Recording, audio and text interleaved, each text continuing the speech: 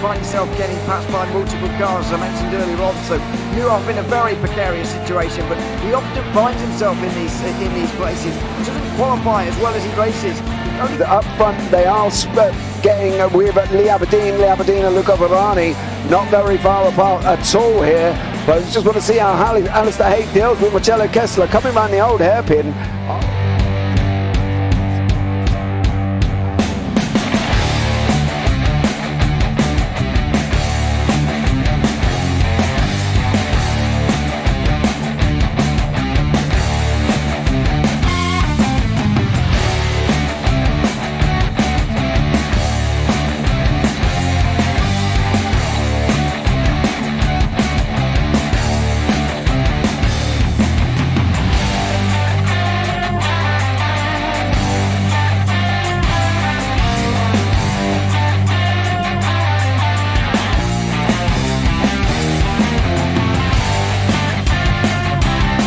I would say it's not the best decision they've ever made, just not having done that under the safety car, really. Yeah, they're taking their pit stop strategies from Ferrari lately or something. What's going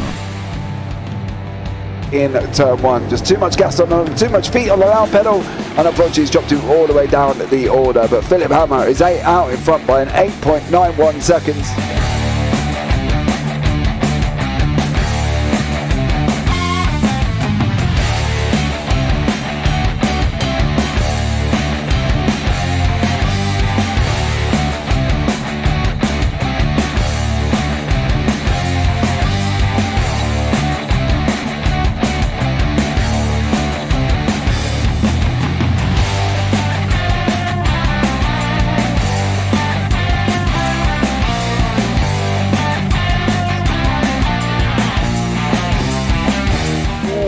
Dan Michael is a wall there, sir.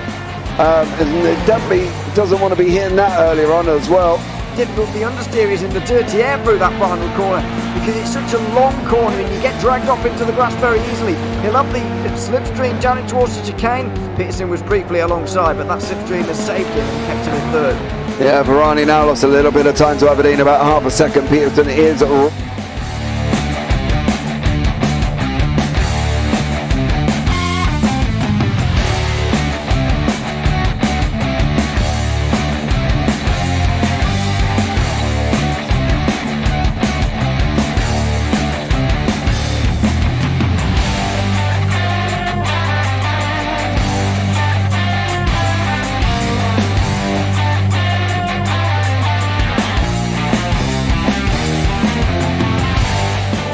Pike's pushed Morton forward up ahead. He's got out of line. It's now Pike going to have a go at Werrell. Don't push him off. He's in the championship fight. Jack Werrell chasing down Carl Jacklin. Further down, Rob Williams and Chris Barnes. Sensational run outside line now though for the heavy braking zone. Around the outside goes the Audi R8. Look how much Miller's caught back into play. Exactly. Miller's still such trouble. He's left on second and change. All of a sudden Miller's back in play.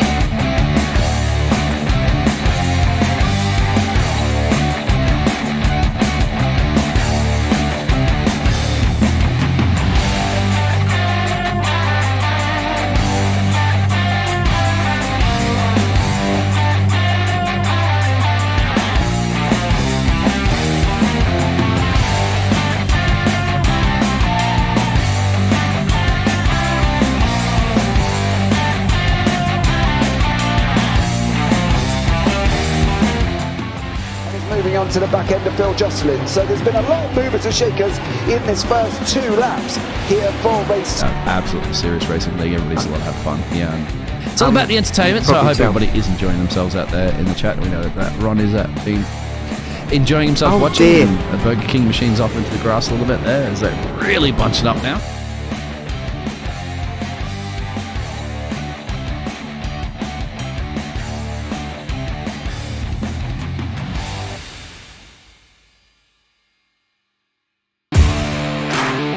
Standing out from the crowd is a challenge. You have the passion, courage, and ambition to do something extraordinary. You have an awesome story to tell and a wonderful vision to share with the world. At Eddie Videos, we take that vision and turn it into reality so you can be heard above the rest. You need something different, and we give you the ultimate advantage. We can help you transform your ideas, images, and clips into a professional video that brings your message to life and sets a new bar for excellence. Visuals, voiceovers, editing, animations, whatever you need, we've got it all. If you're a new business looking to make your mark or an experienced company searching for something new and amazing, we're here to help. Trust us to take your video to amazing levels of awesomeness.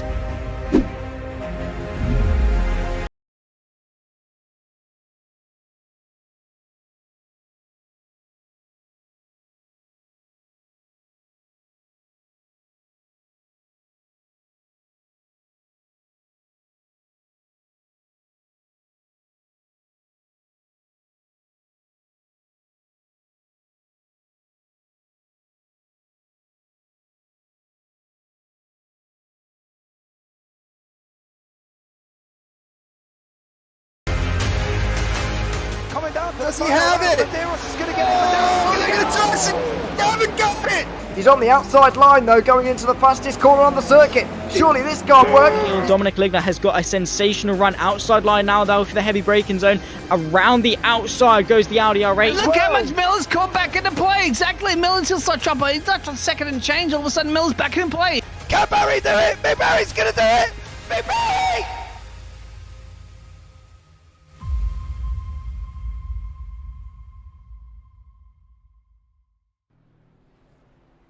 Good evening, ladies and gentlemen, and Phil. Welcome to the JPB Clio Cup Season 3, Round 7 already. Only 3 rounds to go after this one, and we are at Barber Motorsport Park. What an absolute epic circuit.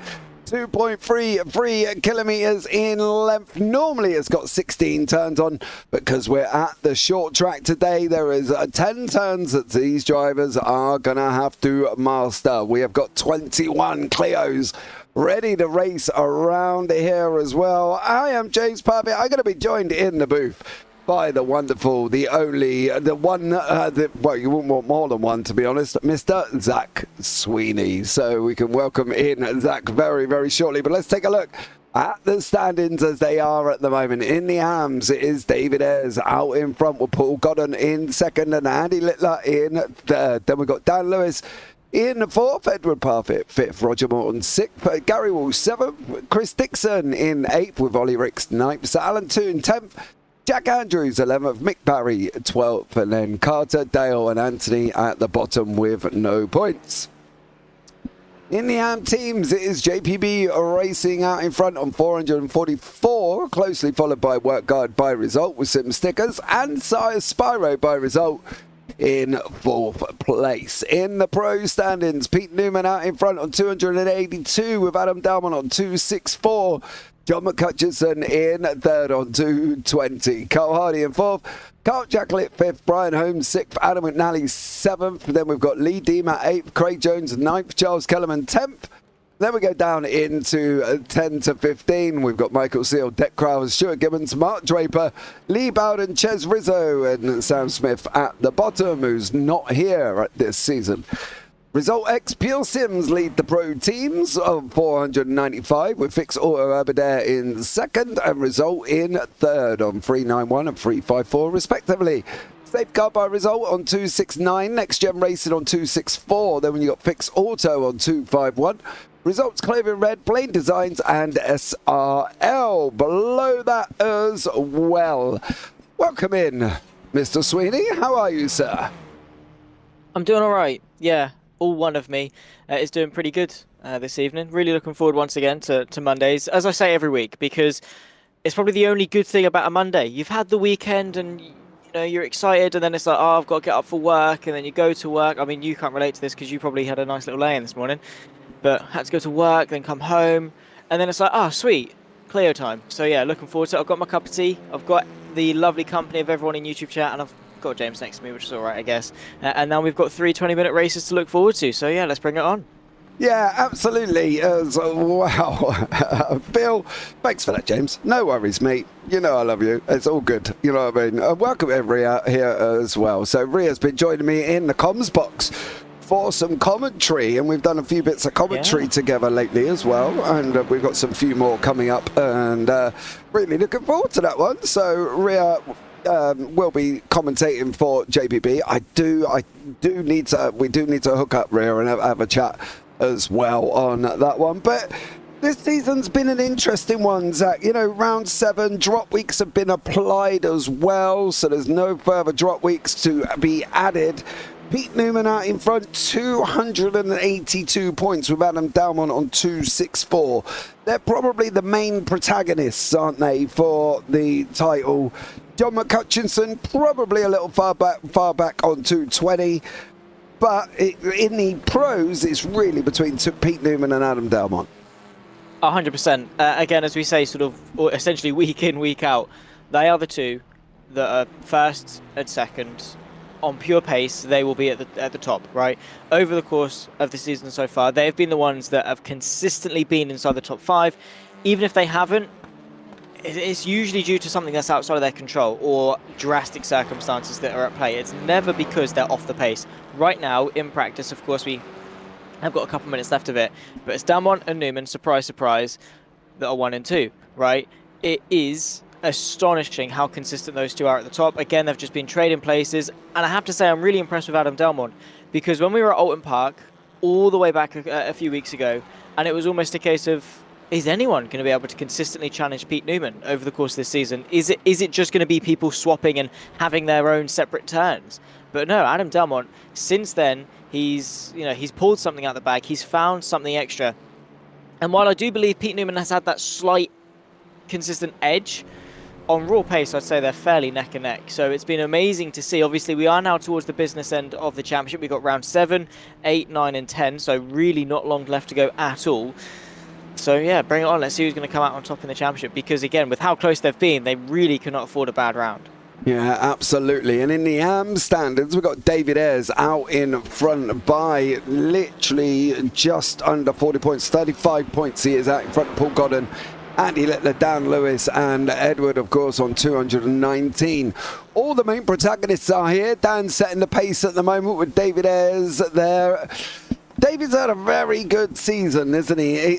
It's tough to see past David Ayres at the moment. His consistency is battling within that reverse grid, making the most of the reverse grid as well. I think that's probably one of David's strong points at the moment, and he's managed to rack up a good few points. Has done, yeah. Again, the run that he's had is been really astonishing. Always up there, and that's the thing, really, when it comes down to a championship, especially I suppose sort of in the AMs and things, is being there when it counts, right? You've got to make your own luck, especially when you're not necessarily. I don't really want to say at the bottom of the food chain, but sort of in that AMs where. Well, we have seen some overlap. Fundamentally, they are sort of fighting for scraps as such, with the pros picking a lot of things up. Obviously, if you are an AM, you want to work your way towards the front as much as you possibly can, and intermingle yourself to build as big of a buffer to the rest of the field as you can. And, you know, some drivers have really been able to work their way forwards amongst some of the pros to build that buffer back to the rest of the people in the AM, score more points relative to them, build a bit more of a security buffer. And sometimes they haven't necessarily had to be the quicker driver in order to do that. They've just been able to put themselves in the right place at the right time. And I'd say that is one of the most important skills as an AM driver, is to be just that little one in the corner, right? You don't have to be the big star, Pete Newman. Nah, you just have to be in the corner. Oh, an incident's happened. Who's made it through? Pete Newman, Adam Dalmont, and you. Right? You just have to be that unexpected little dark horse in the corner, that little shadow that always creeps their way through and is always there to pick up points. So yeah, of course, as an AM, as I say, you are the little guy, but that doesn't mean that you can't score big points. And well, around a track is well, I don't really know how to describe Barber Motorsports in all honesty. Again, we are at the shorter circuit, a little bit more leniency in terms of straight line speed, because a lot more of it is spent at high speeds. So I'd say today is going to be a good opportunity for a lot of Carnage and Chaos with that slipstream. So yeah, let's bring it on. Yeah, I think that's one of the things we're going to be looking out for. This short track is going to provide some great racing, right? We always stick Clios on short tracks. We never stick them on any longer tracks than that as well. Season 3 coming to an end. Season 4 is going to be in the planning this week, and we'll see where we go with that one and what we're going to do and where we're going to put the cars and what tracks we're going to use. There might be a few more surprises in there that some people have never ever used before, because there's still quite a lot of short tracks within iRacing that actually don't get used, and that's the thing. Clios aren't built for Nords. They're not built for Spa. They're not built for Sebring full circuit. We've got the club circuit, which is great. Everybody loves the club circuit, but I think with these types of cars, short circuit is needed, and that's what we've been trying to get across. The racing's always been good, and it has been a really good season, and we come to another great track like Barber. It's got fast flowing straights down the front stretch, and that coming out of turn 4, that little short sharp sprint into 5. There's opportunities there as well, and I'm definitely not going to say that turn out of 10 and 11, that big long right-hander at the top right-hand corner there, is going to produce opportunities as well. And I think there's going to be a lot more opportunities here than probably we think. It hasn't got direct sudden stops. We're not talking hairpins and things like that. Yeah, turn 5 is a little bit of a braking zone that you turn left into, and then you've got the short, sharp right that comes after it.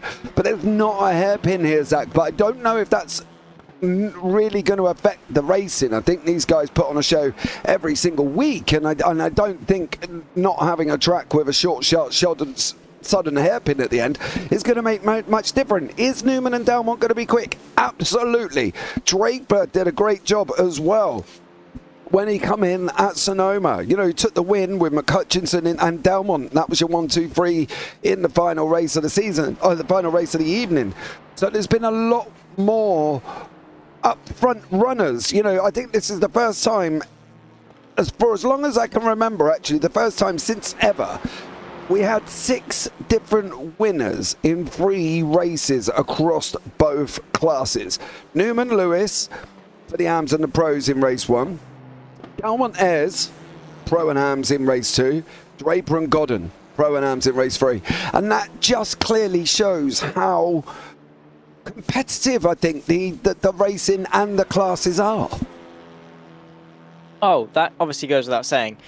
And as you say, last time out is a very good symbolism of that, with how close everyone is. The changeability as well is huge, and the most important thing, as you sort of said, is the fact that it is unpredictable. People are going to be competitive. We are going to see different winners. We are going to have the capacity to see so many different people take to the top step, take to the top 3 steps. I can't even be bothered to go and count how many different podium finishes that we've got over the course of the season, because I can guarantee there's probably quite a few over the course of the season so far. It is probably an astonishing amount, and it is the best thing possible. But as good of a fact as that is, when it comes to a championship perspective, it's not always the person that's going to win. It's never usually the person that wins every race. It's the person that is that continuity. In a championship where we don't see a lot of it, with different race winners and different people taking to the podium, if you're the constant, if you're the one that is top 5, top 3, sometimes taking an occasional win, you are going to be the one that over the course of the whole season is going to be the one that is successful. So of course that is the craft of a true champion. And well, of course everyone wants to win. That goes without saying. Yeah. The incentive is there to go and win. What I'm saying is that don't beat yourself up too much if you're not winning every single race, because that's not the be all and end all of things. But yeah, fundamentally it's a very, very good fact, with the fact that we had 6 different race winners over the course of the technically 6 different races, because we had the Pro and the AM race all in one intermingled thing. But yeah, huge stuff, and speaks volumes about how raceable of a car this Clio is. Yeah, absolutely. I fully agree with you. It has been a great season up to this point. Delmont, Newman, Draper, 3 winners from last week. We got Morton in the AMs at the moment. David Ayres, Dan Lewis, Ollie Ricks, Edward Parfitt, Paul Godden. Excuse me, all battling it out between. Right? Yeah, I just went to swallow and I like almost sucked up like bucket loads of air and just nearly made myself choke at the same time there. All fighting it out for the middle of the AMs there from second all the way down into sixth as well. So Dalmont's leading the way for that next gen racing team. Roger Morton for the safeguard by results in the AMs kicking off. We've got about 3 minutes left of practice. Draper's just gone on to the pole position. The man for Team SRL 103.772. Is he going to throw a spanner in the works, Mr. Sweeney, do we think, this evening? Ooh, I mean, potentially. I wouldn't bet against it. He's a very, very good driver. And as it stands, that pace is looking phenomenally quick. Let's see if we can hook it up, of course, with only, less than 3 minutes left to go in this qualifying session. Of course, for those unfamiliar with iRacing, that time at 6:0 session is done. Doesn't care if you're about to set the most blisteringly quick lap time in the world. If it ticks 0, you are done, dusted. That is your session over. So timing is critical, especially towards the latter stages of qualifying, because this is where the track is at its best. This is where you are the most warmed up. This is where you are at your quickest as well. Don't start a lap with 57 seconds to go, because you're not going to get to finish it. No, definitely not. You need to make sure you can get over the line here. Draper's going once more. John McCutchinson sitting in fifth at the moment. The Scotsman not really improving on his time. Some yellows on the board. What's he going to do across that line for the final sector? Yellow again. I don't think that's going to be an improvement. 106.226. It's definitely not there.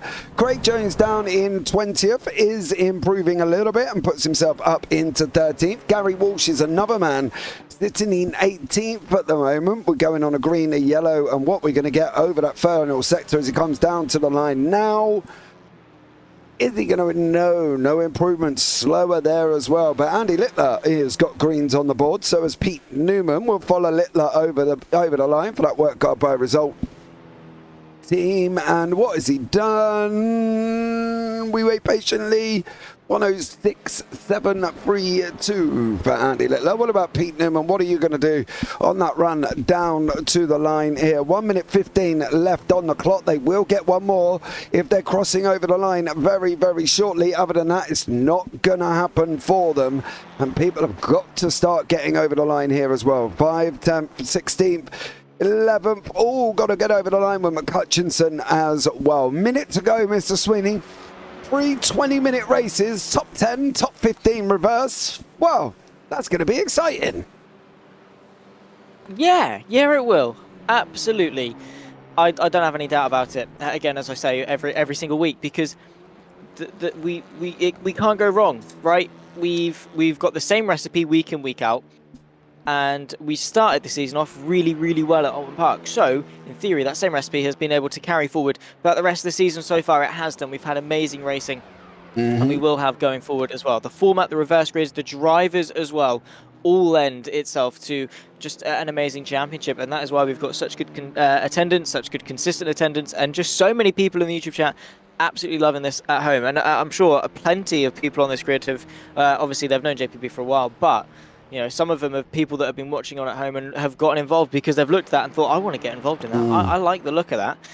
And fair enough. Of course, front-wheel drive cars aren't my thing, but if I could drive them, this is the championship I'd drive in. Yeah, I think this is a great feeder series as well. It's a great kind of almost beginning-esque series for people at the same time. And I think that's where the Clios are great for that. We can have a look at the grid. Mark Draper in first with Adam Dalmont second, Pete Newman third, Carl Hardy fourth with John McCutchinson fifth, Adam McNally sixth, Lee Deemer seventh, Brian Holmes eighth. Then we go into the arms of Roger Morton and Dan Lewis, Carl Jacklett, Charles Kellerman and Craig Jones rounding out the top 13. Then we've got the arm group of David Ayres, Edward Parfitt, Ollie Ricks, Paul Godden and Gary Walsh. And then below that we've got Mick Barry, Jack Andrews, Sir Alan Toon and Andy Littler. So let's get ready for some more Clio action here as well for Heat 1. I do wish it would let you finish the lap. Now, you can get it to set it and finish a lap as well, Ria, but the sessions have been set up. Really? I believe so. Yeah, because the IGP do it. The timer runs out and then people cross over the line. I'm sure you can. I'm sure you can, unless I'm completely missing something and you actually can't, and then I might have just Chatted complete and utterly godly goop after that, Mr. Sweeney, I've got to be honest. But I'm pretty sure... Wouldn't surprise me. No, it wouldn't surprise me either. I'm pretty sure you can. Mark Draper is going to miss the start here. He got onto the grid and he has missed the start. Mark Draper missed the start. He's going to go down the order. Adam Dalmont out in front at the moment with Pete Newman pushing up right beside him currently here. Going down that long left-hander of turn 1 before we pull it in for the right-hander. And Adam Dalmont is out in front. Newman, Hardy, McCutchinson, they're battling away. Then you've got Craig Jones fighting out with David Ayres. Edward Parfitt tucked in right behind him as well. Mick Barry further back. Still battling away with Gary Walsh there. Mark Draper jumped to the pits and missed the start, Zach. Oh no, that is not the way that you want to start a race, especially after putting in such a good pole lap. Quicker than Dalmont, quicker than Newman, quicker than Hardy, quicker than the rest of the field, essentially. Well, not essentially, absolutely quicker than the rest of the field. And now he's last. If he wants any chance for the rest of the evening, he needs to get into 10th place to benefit off the reverse grid in race 2, or sacrifice both race 1 and race 2 and go for a sensational race 3. Either way, it's not the evening Mark Draper would have wanted, and it all starts here. Each race is a stepping stone into the next, and now he's got a lot of hard work to do if he wants to fight his way up. Great start, though, from the rest of the field. Dalmont and Newman especially being able to break away from the rest of the field. There is John McCutchinson, though, and Adam McNally looking absolutely menacing. Not too big of a braking zone going into the downhill quick flick to the left, but it could open itself up into an opportunity if McNally can keep the car perfectly poised. It's all about exits, really, around Barber. Yeah, absolutely. He is chasing down John McCutchinson. John did run wide coming out the final corner. That slowed him down a little bit. That allowed McNally to close right up. Brian Holmes there as well from the Fix Auto teams with Lee Dima, Fix Auto Aberdare from McNally. Of course, different team names. It's like but one complete team at the moment. Roger Morton I'm not going to say under attack, he's under pressure from Carl Jacklett. Mick Barry has just made a mistake, unfortunately. It looked like he's done himself some damage. Charles Kellerman has got David Ayres closing up behind him with Craig Jones behind that as well. Craig has got Mr. Edward Parfitt behind him with Ollie Ricks fighting out as well. Still great battles through the mid-pack here, Zach. I don't think that you can ever drive a track or a race in the Clios and never have somebody to compete against, as Charles Kellerman and David Ayres is showing you.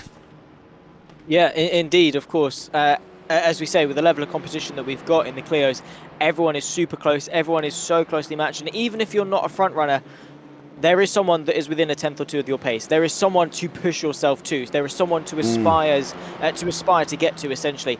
And that is why it is so beginner friendly, because you're not going to be a backmarker trawling around 3 laps down. You are always going to be in the fight. You're always going to be having fun, and you are always going to have that adrenaline rush. And sometimes you get yourself involved in 5-way fights like this one. Brian Holmes under pressure from Roger Morton in the fight for 6th place. Both of them up 2 places apiece. And one of them would like, Roger Morton would like to make it 3 and up into 6th. And of course, they're only a second away from the lead pack as well. So, is it even worth fighting? Yeah, no, honestly, Zach, we talk about this every single week here, and we just sit back and think, let them get on with it. Because nothing we say is going to change a racing driver's mind, right? We can sit back and say, oh, yeah, don't race, and they will anyway. So, you know, honestly, I've given up trying to tell them not to race, Zach. I think they can just get on with it, go for it full bore. Roger Morton's having a good old go with Brian Holmes, so let them crack on. Lee Dima, Carl Jacklett and Dan Lewis are then fighting out with David Ayres, Charles Kellerman and Edward Parfitt in 4th place in the AMS overall. Craig Jones has been off track, unfortunately, for Mr. Jones, the man who is a triple championship contender, or has won 3 trophies. 3 trophies, yeah, should we say. He won the AMS back in season 1 and the teams in season 1, and that's how he lost a place. I believe that may have been to Mr. Mini-Me there as well. So Edward getting his elbows out over Craig Jones as he's now trying to chase up to the back of Kellerman. Lee Dima still scrapping it out with Carl Jacklett and Dan Lewis. Oh, Lee, don't start that again. Where are you? Every week. Every week. He's going to pop back in, isn't he? Yeah, there he is. Unfortunately for Lee Dima, it looks like he might have just as bad as internet as I've got. That's Be careful. I don't know, that Yeah, I'm Choose your watching my words. words very carefully. Choose your words. I am. Okay, I'm just checking. I don't have many. I need a thesaurus. And yes, I do know what one of them is. But yeah, right, yeah, of course. Lead Dima, isn't it? That's absolutely worse than yours, James. Do not worry. Yeah. Don't worry, mate. Good job. You've not got Well the worst done. in it. I'm proud of you for doing that. You live that. in a bad area. Thank you. I appreciate it. It took a lot of maturity and a lot of self-control. Oh, I bet it to did. Not. It did. Of course it did. I'm a mature person. I don't know what you're talking about. Anyway, this is Ollie Ricks, who is a driver that is fairly new, obviously, to the Clios, and has so far demonstrated a lot of maturity. Speaking of, as it stands, he's in a very heated fight with, of course, Parfitt Jr. and, well, these two, of course, both of them lacking a lot in the way of experience, but you wouldn't be able to tell. No, definitely not. They're scrapping away here. This is for 4th and 5th in the AMS at the moment. But Edward, he's got to try and get a hold of Dan Lewis and David Ayres. They're probably one of his closest competitors in the championship. Gary Walsh, Andy Littler. Jack Andrews has also just passed Littler as well. Draper's trying to come through the field. I've got a funny feeling we might have a Jack Andrews somewhere around us, on the inside of us there as well. So there is Jack. There is Mark, who's just gone and put it over the grass, and he's trying to run around the outside. Down that straight, he's going to have the inside for turn 5 here. Draper over Andrews, Pro versus AMS, Poleman versus the young gentleman all the way down in 20th place in qualifying. Draper does make it through, and so does Littler, but Littler's fighting side by side with Jack here, and they going off through turn 7 on that run round into 8 and 9. Here he goes now. Jack's on the inside, and he's running him around the outside as well. Littler's going to try to cut back. He is going to get it. There's contact. Oh, Jack's got into the pits. No, he hasn't. No, he hasn't. He saved it, but he nearly ended up in the pits there. Unfortunately for Littler and Andrews, they did have a coming together. Oh, and someone else. This is Craig Jones with Gary Walsh or Paul Godden, I think. It was the one that got tapped round. Craig Jones really not having a good race as of yet. He might have 3 trophies, but what else is also 3 is the fact that he's lost 3 places in this race so far. So I don't know if the rule of 3 really works so well for Craig Jones anymore. Unfortunately, Gary Walsh is looking to demote him even further down the order to 17th, late on the brakes potentially, but nothing materialising as of yet. Poor Craig Jones. Well, always next race. Yeah, always the next race for Craig Jones. So we can finish 19th. Maybe. The thing with Mr. Jones, right, a lot of what he does, he brings on himself. Because he comes in boasting about his 3 trophies, and then all of a sudden he's now at the back and made a mistake. He made his own bed. You know what I mean? Carl Jacklett has been off track and jumped to the pits. Okay. Whoa.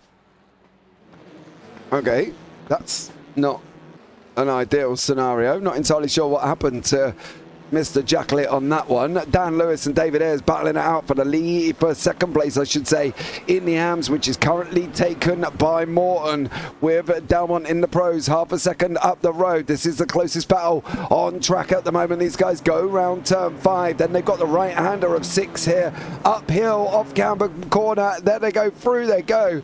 Dan Lewis does manage to hang on as well. This is great for the team standards for Dan Lewis and Edward, because obviously part of JPB Racing, they are at the top of the team standings and out in front by 44 points over the work car by results guys, which is Andy Littler and Sir Alan Toon. So a great race for them regarding points at the moment in the team standards. Very, very. And of course, it's easy to overshadow the sort of the team's standings aspect of things. We often always focus on the drivers, but that fight, especially in the AMS Team Championship, is incredibly close. So it is vital to maximize your point sort through each and every single race, and if you can work with your teammate, definitely do, in order to work your way forward. But fundamentally, sometimes you are going to focus more on yourself, side by side as well, just in behind Edward Parfitt, Paul Godden fighting away with Ollie Ricks. Of course, it was Ricks that was originally on the back of Parfitt. There's Draper and Walsh, I think. Walsh have had some issues together. Let's see what's happened. Yeah, I got a funny feeling there might have been contact. Oh, Draper clipped his bumper. Then he's gone and waited and allowed him back through. So great sportsmanship there from Mark Draper. Charles Kellerman has opened up that gap to Edward. Edward has got 3 AMs fighting it out here behind him. Paul Godden, Ollie Ricks, and then you've got the pro of Jones trying to battle out here as well. This is where the defensive prowess, I think, is going to have to come in here, because otherwise he's going to get swamped all of a sudden by 2 very good pro-am drivers in Paul Godden and Ollie Ricks. Yeah, but of course, Edward Parfitt, if he wants to be the best, you've got to prove yourself against the best. Side by side, Craig Jones, by the way, looking to send the move to the outside of Paul Godden, but there's contact. Him and Ollie Ricks are sent round. Craig Jones gets the worst end of it. Rejoins the circuit, of course, but Ollie Ricks definitely not going to be a happy bunny yet. It definitely makes Parfitt's job a lot easier, albeit not easy because he's still got Paul Godden all over the rear end of him. But at least he's only got 1 driver to beat and not 3. Yeah, this is also the good thing, I suppose, for Edward there, is trying to keep Paul Godden back from him at the moment. McHutchinson, McNally, Holmes and Morton. Morton's doing a great job in the AM fight, in the AM... No, hold on, let me rephrase that. He's doing a great fight as an AM, battling away with Holmes and McNally, which are pros. So again, as we said, that massive skill gap that you normally would have between AM and pros isn't really here again, with the likes of Morton, with the likes of Ayres, with the likes of Lewis, who on their day can battle with the pros. For sure, again, the line between the pros and the AMs is a very boggy area, because again, where you can't draw the line. Every track is different, and every driver is different at every track, right? So you can't always have a definitive line, because it's going to change. Roger Morton, as we've seen, might be quicker than Lee Deemer at some tracks, which he is at the moment at Barber, but Deemer will be quicker than him, say at Sonoma or whatever it is, you know, and when we go to different circuits. So do you change the line every time? You can't do that. You need the consistency for the championship. You can't keep chopping people into different groups all the time. That's not fair, unless you have one long championship and the AMs score less than the pros or something like that, like an A and a B final sort of thing, but that's just too complicated. So it's better, I think, just to have the consistent sort of, this is roughly where you are, this is roughly where you are, and sometimes you'll have them intermingle, which definitely makes for some interesting dynamics, like we're seeing in this race with Roger Morton mixing it up with some of the big fighters in the pros. But it just goes to show that just because they're AMs doesn't mean they're bad drivers. No, definitely not. And, you know, there are, like, I'm aware of people that basically have, you know, algorithms that determine the driver's position and how they do here and how they do there and this and that and this and that. And, oh, what have you been up to, son? Oh, that was just not leaving room for one Mr. Paul Godden there. And unfortunately, oh, I don't know. Tough one there, Zach, I think. I don't really know how to call that one, if I'm honest. Well, okay, so let's have a look again. Look, we're going on slow-mo here. Edward started his turn routine. Was he alongside, though? Yeah, I don't really know on that one, to be honest. At the point of turn, when Edward Parfitt began to turn the steering wheel, was he alongside? That is the be-all and end-all for me anyway.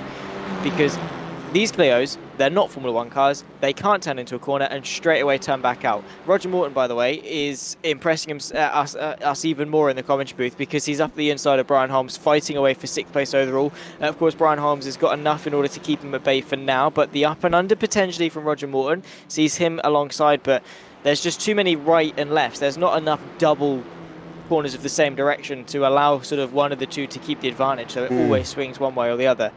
But as I was saying sort of in that incident earlier, with these Clios, they're not Formula 1 cars. They can't turn in, they can't turn out sort of just at the flick of the steering wheel. They're not very aerodynamically inclined. So as soon as you turn in, that's your line, right? There's not really a lot you can do about that. So if Parfitt had turned in before the driver was alongside, then I'd say it's fair game for Parfitt. If he turned in knowing there was a driver on his inside, that's a different story. I don't... It's really hard, isn't it? Because, you know, he had already started his turning motion, but I don't know. I don't know,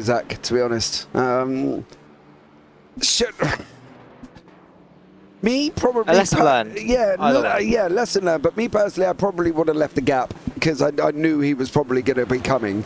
However, one man that is coming is Pete Newman over Adam Dalmont at the moment. And these guys are scrapping it out. They've got Sir Alan Toon in front of him, who I'm sure will not be any issues for them once more. There he goes.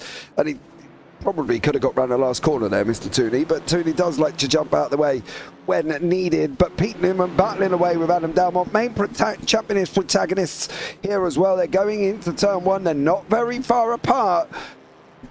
Drop weeks have been added now, so Dalmont's got 18 points to try and make up over Newman, and at the moment, every point counts, so he really does need to stay in front of him. He does. That does help you to win championships, funnily enough, is by staying in front of your championship rival. That is a very basic rule, especially in the position of Adam Dalmont, because, as we say, he's behind. He cannot afford to go backwards. At worst, have it stay the same. In a best case scenario, you're going to be winning races while Pete Newman is finishing last. Obviously, that's not really going to happen. But Dalmont, from now until the end of the season, he needs to ideally be finishing ahead of Newman. Even if it's a few points a night, even if it's 5 points here and there, right? Because they will add up. Of course, we've got tonight, we've got rounds 8, 9, 10. So we've got 4 rounds. If he gains 5 points tonight, that's 20 points over the course of the rest of the season. That's the 18 points done and dusted right there. So it's small steps that lead to a huge task for Adam Dalmont. But on the flip side of that, you know, Pete Newman, he's not exactly an easy driver to do small steps against. You know, it is a tough ask for, you know, Adam Dalmont. We're not asking him to go for a nice little stroll through the park. We're asking him to go toe-to-toe with a veteran of sim racing here, within a very established sim racing team in the form of Pure Sims. It's not an easy task, but so far he's been able to rise to the occasion. And right now through this race, he's been doing the exact same. He's had him hounding him for the last 17 minutes now. What's to say he can't do it for the rest of the season? I thought Newman was going to put his nose in there. I really did think Newman was going to put his nose up the inside of Dalmont. This battle is going to probably rage on for the next few laps now. We've got 3 minutes remaining. There is technically near enough time. Oh, no. I think it's going to be 2, maybe 2 with a last lap possibly here for these guys as they battle it out now. Round turn 1 they go.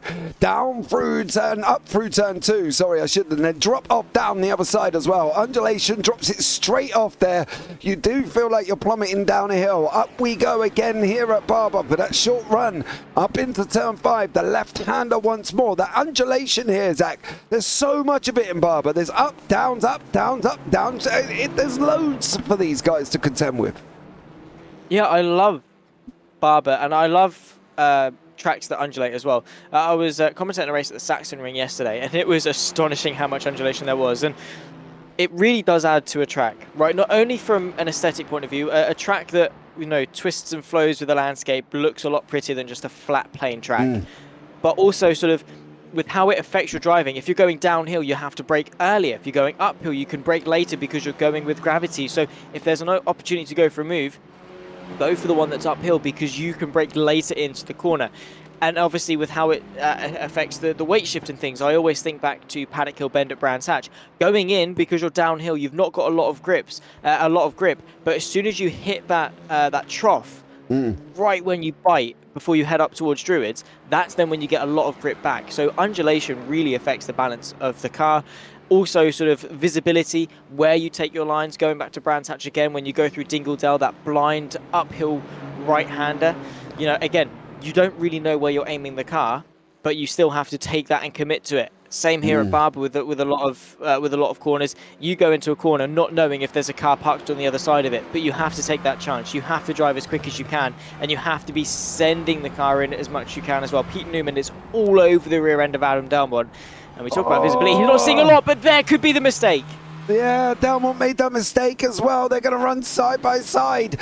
round that final corner. It's going to be a last lap battle here between Pete Newman and Adam Dalmont. The final lap of the race. Dalmont did just make a mistake. He's going to try and send it in late on Newman. He's got to try and send it in late on Newman. Newman's going to have the inside line for turn 2 here as well. One mistake for Adam Dalmont. The one thing he didn't need to do, and he did do it as well. He made that mistake. We're coming down into turn 5 for the final time here, Zach.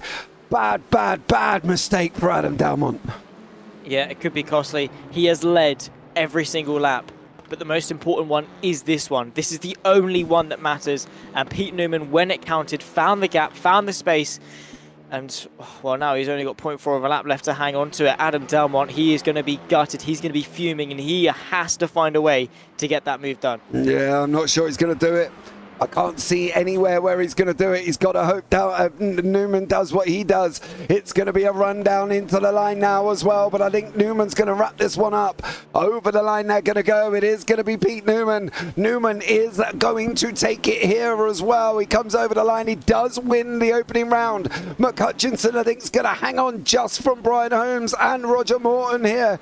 McHutchinson comes over in 4th place.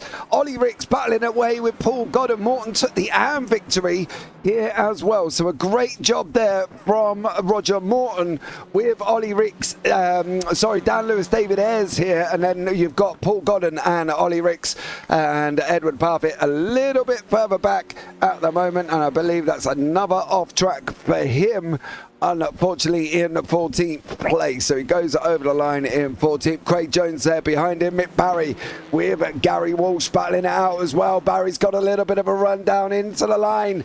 Is Barry going to be able to get it? They're going to go at it. Barry can wishing. He doesn't get it over Gary Walsh. Great job from Mick Barry there. Nice exit out the final corner. And a great run there as well. Here are the final results for race 1 in the Clio's round 7. Pete Newman out in front and the winner by 0.3 of a second. One mistake by Adam Dalmont and it cost him the win. Second place there for Dalmont. Carl Hardy comes over in 3rd. Didn't really see much of Carl Hardy in that race at all, to be honest. John McHutchinson 4th. Brian Holmes in 5th. Then you've got Roger Morton winning the AMs. Anna McNally 7th. Lee Deemer 8th. Dan Lewis, David Ayres rounds off the AM podium. David Ayres will be on pole for race 2. Charles Kellerman in 11th. Paul Godden, Ollie Ricks, Edward Parfitt, Craig Jones, Andy Littler, Gary Walsh, and then Mick Barry. Then beyond that, you've got Sir Mark Draper, Sir Alan Toon, Carl Jacklett, and Jack Andrews. So Newman for the win there, Zach, in race 1. Yeah, unexpected, I'll be honest. I really thought Dalmont had that. Yeah, I've got to agree. Was confident. I agree with you. I think Dalmont did have it. He should have had it. He didn't. No, he should have, but no, he didn't there, unfortunately. So there we go. But we can bring you up the grid for race 2. We do have an extended grid break in the middle, but the grid is ready. David Ayres will be on pole with Dan Lewis in 2nd. Lee Deemer 3rd. Anna McNally 4th. Roger Morton in 5th. Then you've got Brian Holmes, John McHutchison, Carl Hardy, Adam Dalmont and Newman, with Charles Kellerman in 11th, Paul Godden 12th, Ollie Ricks 13th, Edward Parfitt 14th, Craig Jones 15th, Andy Littler 16th, Gary Walsh 17th, and Mick Barry will be in 18th. Then you've got Mark Draper, Sir Alan Toon, Carl Jacklett and Jack Andrews will round out the grid. So we have got about 3 minutes till they've got a grid up again here, Zach. Different kettle of fish now. We've got some quite fast runners in the likes of Newman going to be trying to come through the field. Yes. Dalmont, you're ahead of Newman. Don't do what you did in race 1 again. Get your way. I mean, to be fair, he is sandwiched between the two Pure Sims cars. He's got Carl Hardy now just ahead of him. But Dalmont needs a good start. He can do it. We've seen him do it. He needs a good start, build the gap ahead of Newman, and try and get control of this race. But obviously, championship battle aside, let's take race 2 at face value. David Ayres, Dan Lewis, they are going to be having to run their little legs as fast as they can out in front of the rest of the field because they are going to be chased down a lot. Especially David Ayres, of course, in that fight for the AM Championship would like to just, get away as much as he can from the rest of the field. But that's what we love about reverse grids. you have to prove as a driver that you can be quick, not only when you get pole and run away at the front, but also when you're forced amongst the pack, that you can overtake, that you can be consistent, that you can make the vital, correct decisions in those split seconds. Those are the qualities that craft the champion, being able to do both. And as a little extra bonus, it allows some of the underdogs to get themselves into top positions as well and really throw a spanner into the works with the points as well. So, yeah, double whammy. Okay, so I've just had the inside information from Carl Jacklett. His VR crashed. Ooh. So that would have been a straight black screen for Carl Jacklett. So, yeah, not an ideal scenario. Stuart Rice, James's new favourite word, apparently, undulation. I didn't say it. Zach said it. Zach said it. Or did I say it? I don't know. Whatever. Did you say undulation? I don't know. Possibly. I don't know, Zach, to be honest. I forget half the time what I said 5 minutes ago. But going forward into race 2, we've got a minute left here as well. So there you go. Thank you, Stuart Rice, for joining us. Hope you're enjoying this great Clio action. The guys have started to get onto the grid. Top 15 reverse for race 2 for race 3, sorry. And at the moment, Craig Jones is sat into that position. There is the JPB Racing of Dan Lewis. He is in second place with David Ayres here as well. What would you do, Zach? Would you, for a pro, right? For Dan Lewis and David Ayres, both of them are fairly quick drivers. I would go for it. I wouldn't hang around. I wouldn't let McNally and Dima get past me. I wouldn't let Morton try and even get close to me. I would be like a scolding cat or a rabbit in headlights and just be off. I'd be gone. Gone with the wind, I would be here as well if I was David Ayres and Dan Lewis. Yeah, it depends how good of a start they get. Obviously, if they get attacked, I wouldn't advise... Well, it depends how early on. If they get attacked early on, I wouldn't fight them too much because chances are over the course of a 20-minute race, you're not going to hold them off. Maybe with the final 5, then I'll start to defend. We go, lights are on, 4 lights, 5 lights, it is up and running. We are green, green, green. David Ayres got a bit of a dodgy run off there as well. Dan Lewis now coming down, trying to get alongside, but it is David Ayres taking the whole shot. Into turn 1 he goes, up the hill briefly into turn 2. We've got McNally, Dima and Morton and Holmes all fighting out. McNally there as well, sitting in 4th place. Brian Holmes in 5th at the moment, up 1 over Roger Morton. Bad news for Morton, but look at Carl Hardy. He's battling away side by side with John McCutcheon. Gary Walsh is taking a little bit of a trip up there as well. Dalmont sending it too wide, too deep. Round turn 6 here, Zach. There's got to be contact at the top of the hill, but at the moment, apart from Gary Walsh, everybody away cleanly. Yeah, nice stuff from people involved, of course. It's a very hectic start, especially with the reverse grid format, but for the most part, people keeping it nice and clean. There's McCutcheon chucking the move to the inside of Hardy. It's a very long run around the outside for Hardy, but he's kept his foot in quite nicely.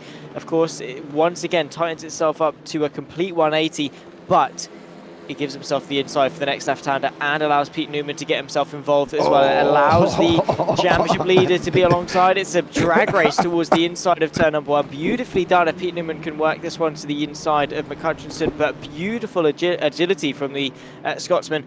I have to say, great teamwork from the 2 Pearson's drivers. They're working together. Yeah, did you see it? Cardi pulled over and took off McCutcheon and gave the draft to Newman behind him. The thing is as well, Newman has jumped Dalmont. That's not always good for Dalmont. He needs to try and get that place back. We did talk about it. He's got to try and finish ahead of him here as well. Andy Littler scrapping it out further down. He's got Carl Jacklett for company. Side by side they go. Parfitt's in there. Jones is in there at the same time as they're coming around that long right-hander. It looks like Jacklett there cannot get past Littler at the moment. Carl Jacklett up 4 places. He's got a little bit deep. He's got a little bit squirrely as well. Under attack from Gary Walsh.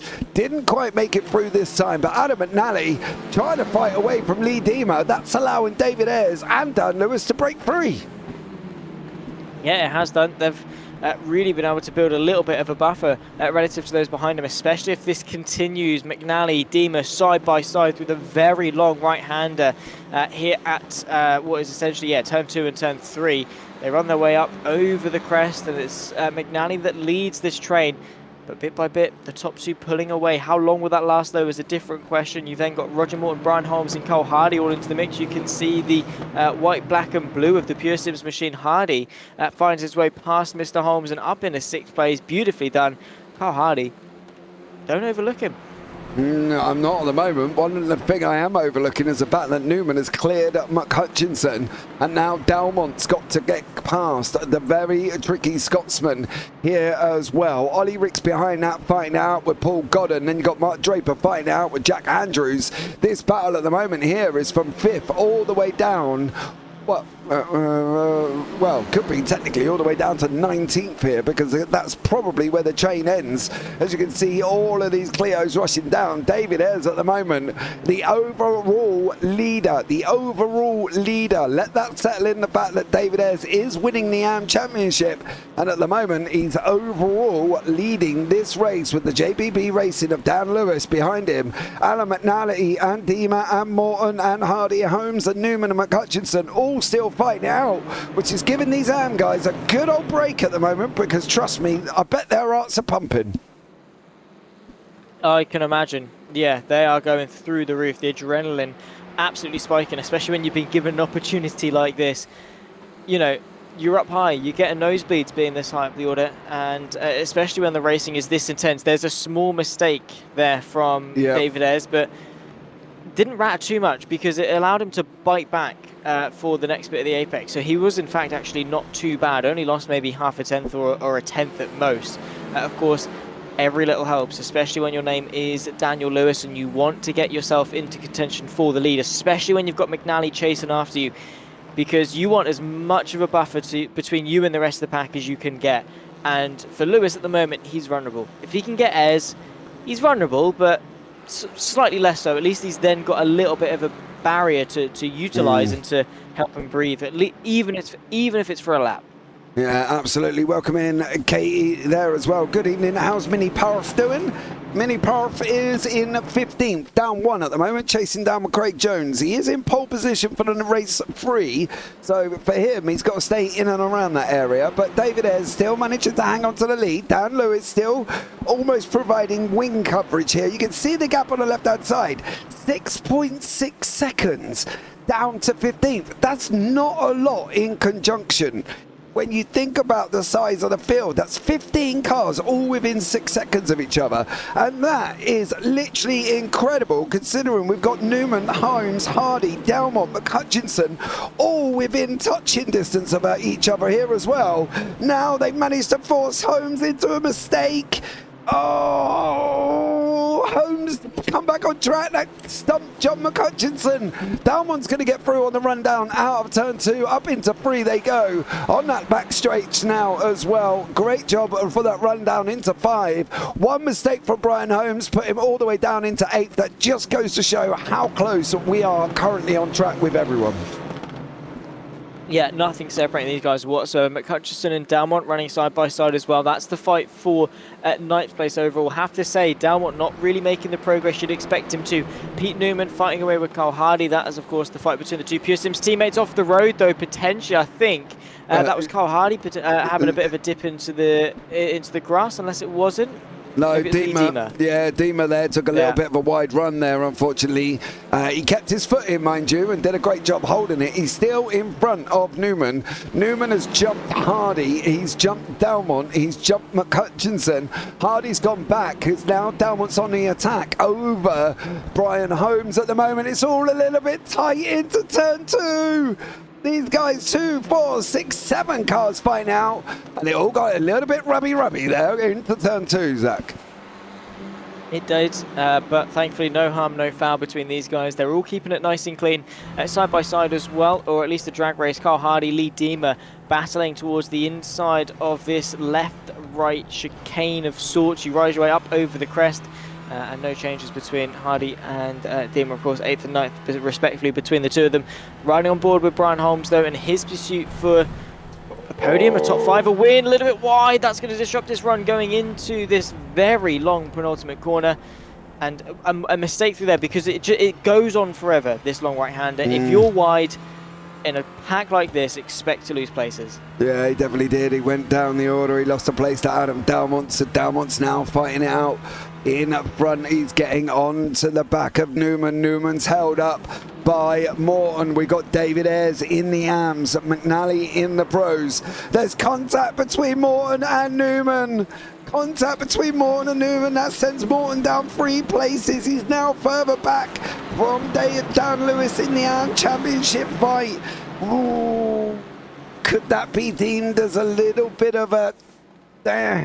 was there a push to pass, do we think? That's going to be the question. Oh, there was. Yes. There was. Naughty. Deemer and McHutchison have had it coming together. McHutchins has gone up the inside. Then what happens? Oh, Lee Deemer. Now he slows. It's going to cause an accordion effect. Parfitt's going to come round. They're all going to be there. Craig Jones as well. Deemer does allow McHutchison back through. But in a weird way, Zach, not in an ideal place considering. I think that whole conundrum was just messy, and it didn't need to be. Deemer obviously going for that counter-attack was nothing short of silly. With obviously how he dealt with that, it was too hasteful, too quick. Dalmont and Newman, by the way, fighting side by side. This is them trying to go forward. Pete Newman trying to put a bit of pressure on Dan Lewis. Dalmont and Holmes both follow him through, so Lewis has really gotten the short end of the stick with that one. Newman up to 3rd, Dalmont into 4th. They're both fighting their way forward quite nicely, but yeah, unfortunate for Lee Deemer there. It was just a silly move to make. Thought too quickly, and then from then on, the desperation, just he wasn't thinking clearly and made some bad choices. Not, of course, representative of what type of a driver he is. Just a bad decision. Yeah, I think that was the thing, wasn't it? It was just a bad decision. Pete Newman and Adam Dalmont are back together here as well. They're fighting it out for 3rd and 4th place overall.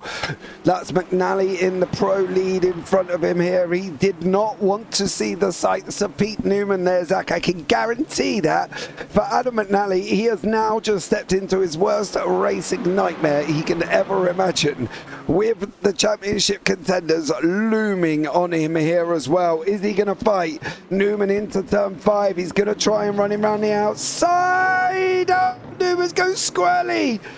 Dalmont's going to have the attack coming out of 6. Is he going to have the inside? I think he may have the inside as well. He has for 7. Round 8 they go. They're still side by side. 2 championship protagonists. Dalmont does come through. Now you can see up the inside of Pete Newman, Dan Lewis, and also Brian Holmes trying to have a battle here, Zach. That could have been disastrous for Newman. He kept the power onto the floor, manages to hold the car into still 4th place. Yeah, nicely done. Of course, Pete Newman showing his prowess, but yeah, those mistakes easily can happen. And sort of what happened there, that can very easily happen when the adrenaline is this high, when the stakes are this high as well. I have to say, I do feel a little bit bad for McNally. As we say, he's got 2 drivers of Dalmont and Newman who are going to be relentless with each other. They're not going to leave anything on the table. He's just that poor little guy in the middle that's going to get caught between it all. Also, McNally, Dalmont swapping places in a fight a little bit further up. This is that battle. Inside line for McNally. Dalmont trying to go the long way round, but Pete Newman there into the mix as well. Through the chicane, not really much that the championship leader can do. Dalmont is up into 2nd. McNally under pressure. Newman and Holmes actually getting himself into the mix. Very nicely done from Brian Holmes if he can sort of put another car between Dalmont and Newman, but he's not quite been able to be the wedge that the 77 machine would have wanted. They settle themselves back in a single file.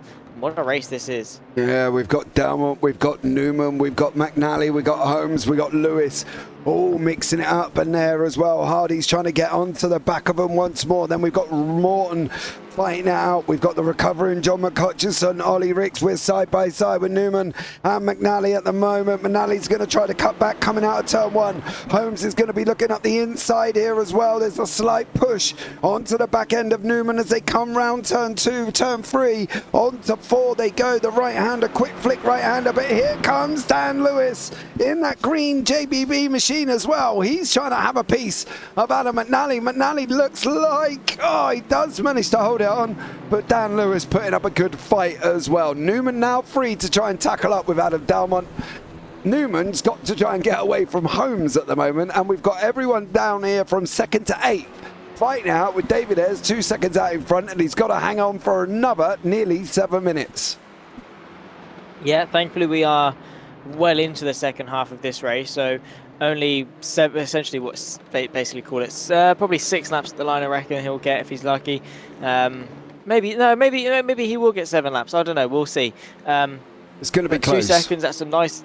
Yeah, it is going to be close. That is a nice buffer to have. Unfortunately, it's not much to Adam Dalmont and Pete Newman. David Ayres is going to have to be hoping that these two go at each other. Brian Holmes get into the mix as well. There's a bit of a lock-up. Oh, Newman sent sideways ever so slightly. Holmes isn't letting him breathe. He wants that P3. Of course, he doesn't really have much of a say in terms of the top 2 in terms of in the championship.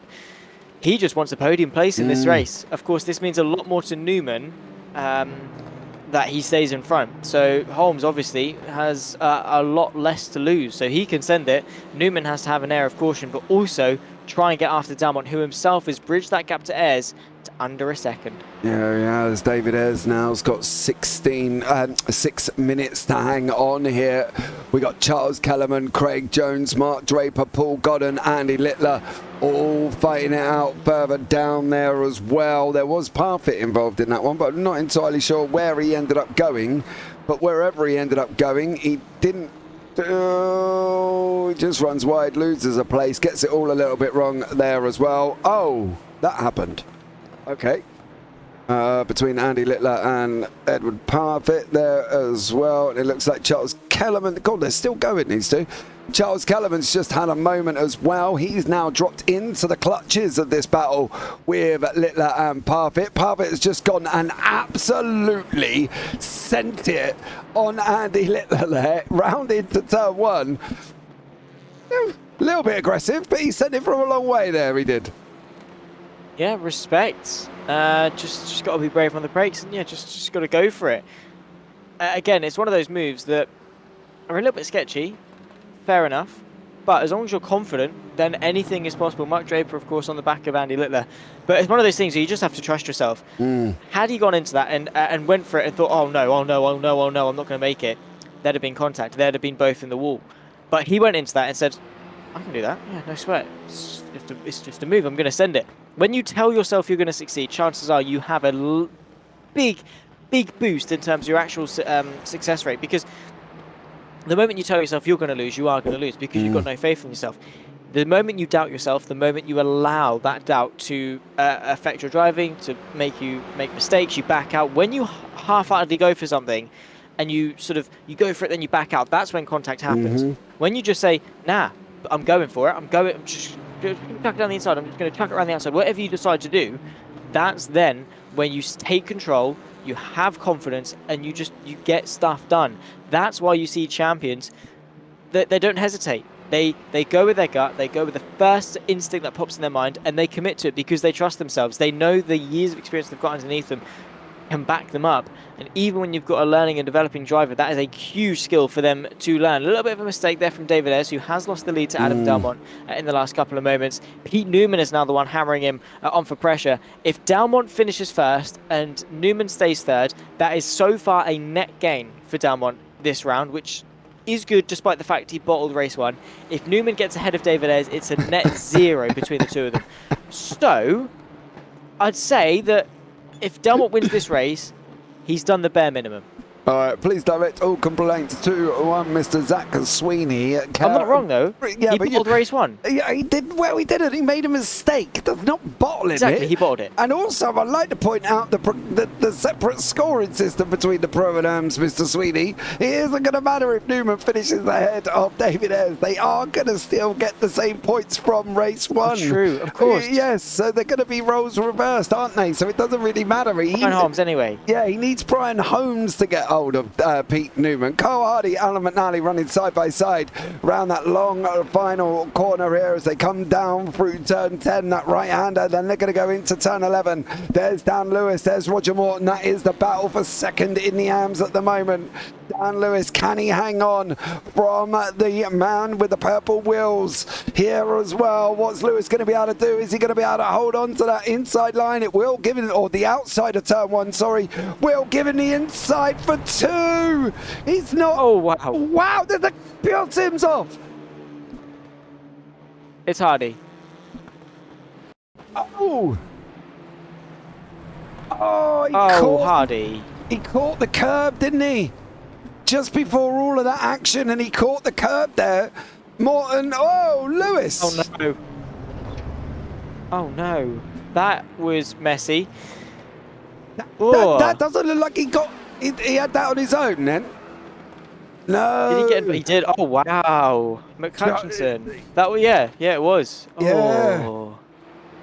Gave Lewis a little bit of a gentle bump draft, but unfortunately didn't pull it off there as well. And unfortunately for Lewis, he ended up going off at the track. We're going to come over the line. I think there is going to be one more. We are there as well. McCutcheon now with Morton. Morton now having to go at McNally down into turn 1 as well. David Ayres still leading the AMS. He's still in 4th overall. We still got Dalmont. We've still got Newman. We've still got Brian Holmes. McNally is going to lose that place to Roger Morton. Morton's going to try and go up the inside of 2. Round 3 they go. Now they're looking on the exit out of turn 4 with John McCutcheon just looking back at this one, Zach. He's almost kind of waiting for something to happen. Yeah, I'd say so. Just sat back, waiting for his chance. That's honestly the best thing that you can do, is just wait for a moment, seize that opportunity. McNally the long way around, beautifully done on Roger Morton, and that could be the opportunity McCutcheon is waiting for. The space opens up on the inside, and he's checked the move, but he's got to then hold that until the advantage swings his way once again, which it has. Roger Morton down 2 places in the span of 3 corners. Nicely done from McCutcheon and from McNally, and great opportunistic work there. You can see Kyle Hardy now making up the rear end of this train after, well, losing his rear end of the car. Yeah. Still flying on, still going. He is still going. Final lap of the race there as well. I did wonder where you were going to go with that, where you said about his rear end there, making up the rear end of the train, and then all of a sudden he literally does not have a back end whatsoever. Dalmont, come on, he's got to do it this time, right? He's got to do it. He's got a 2.5 seconds.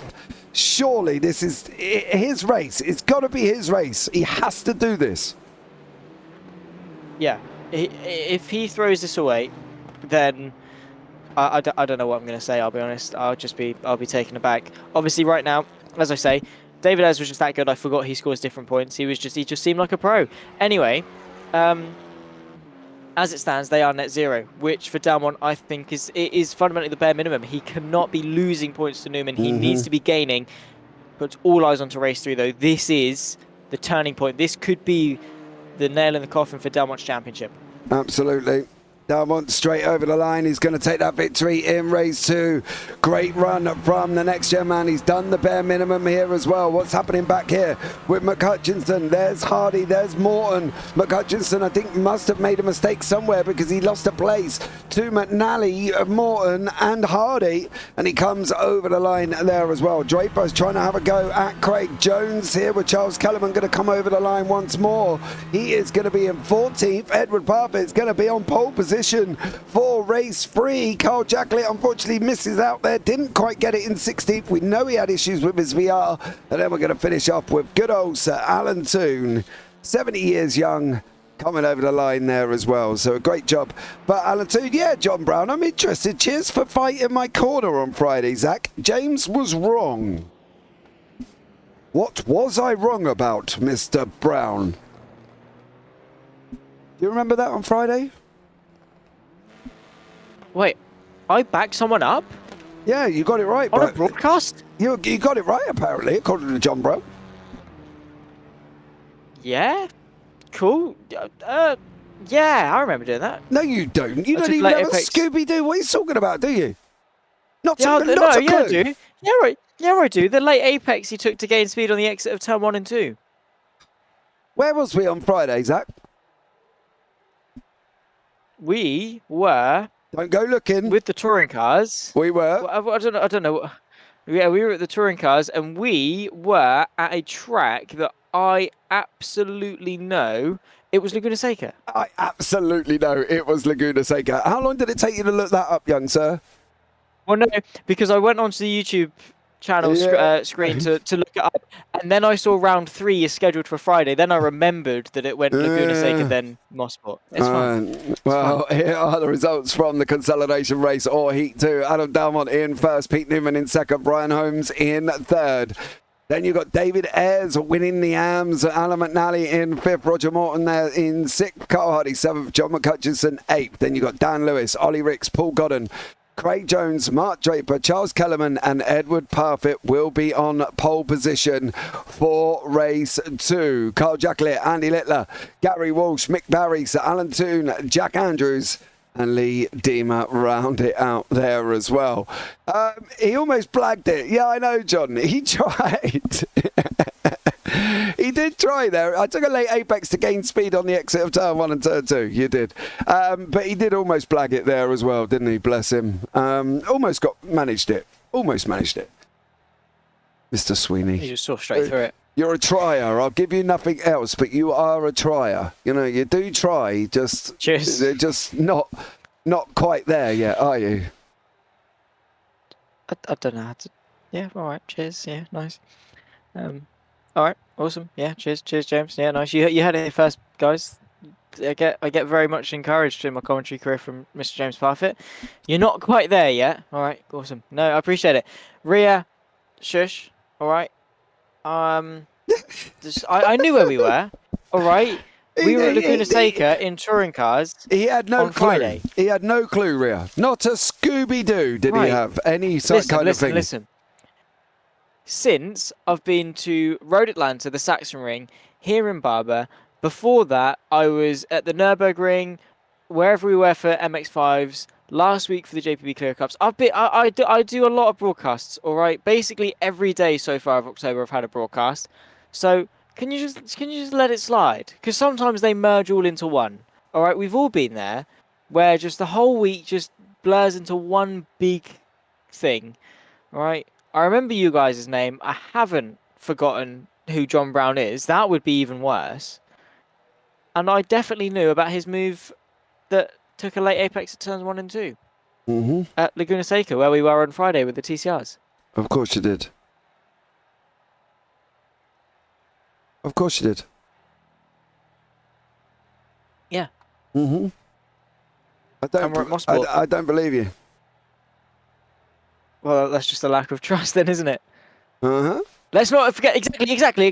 Let's not change the subject, all right? Zach was correct. All right? John, stop. Stop it, John. No. Yes. John Brown, you are my favourite. All right? Appreciate it.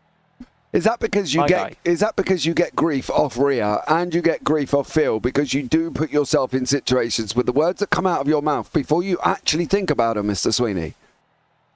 Yeah, but you pay me to say those words. So what does that say about you? That I can make a decision within the next hour where it doesn't happen again? That is true, but... Steady. But what? I don't know. Quick, backtrack. But what? But what? I'm waiting.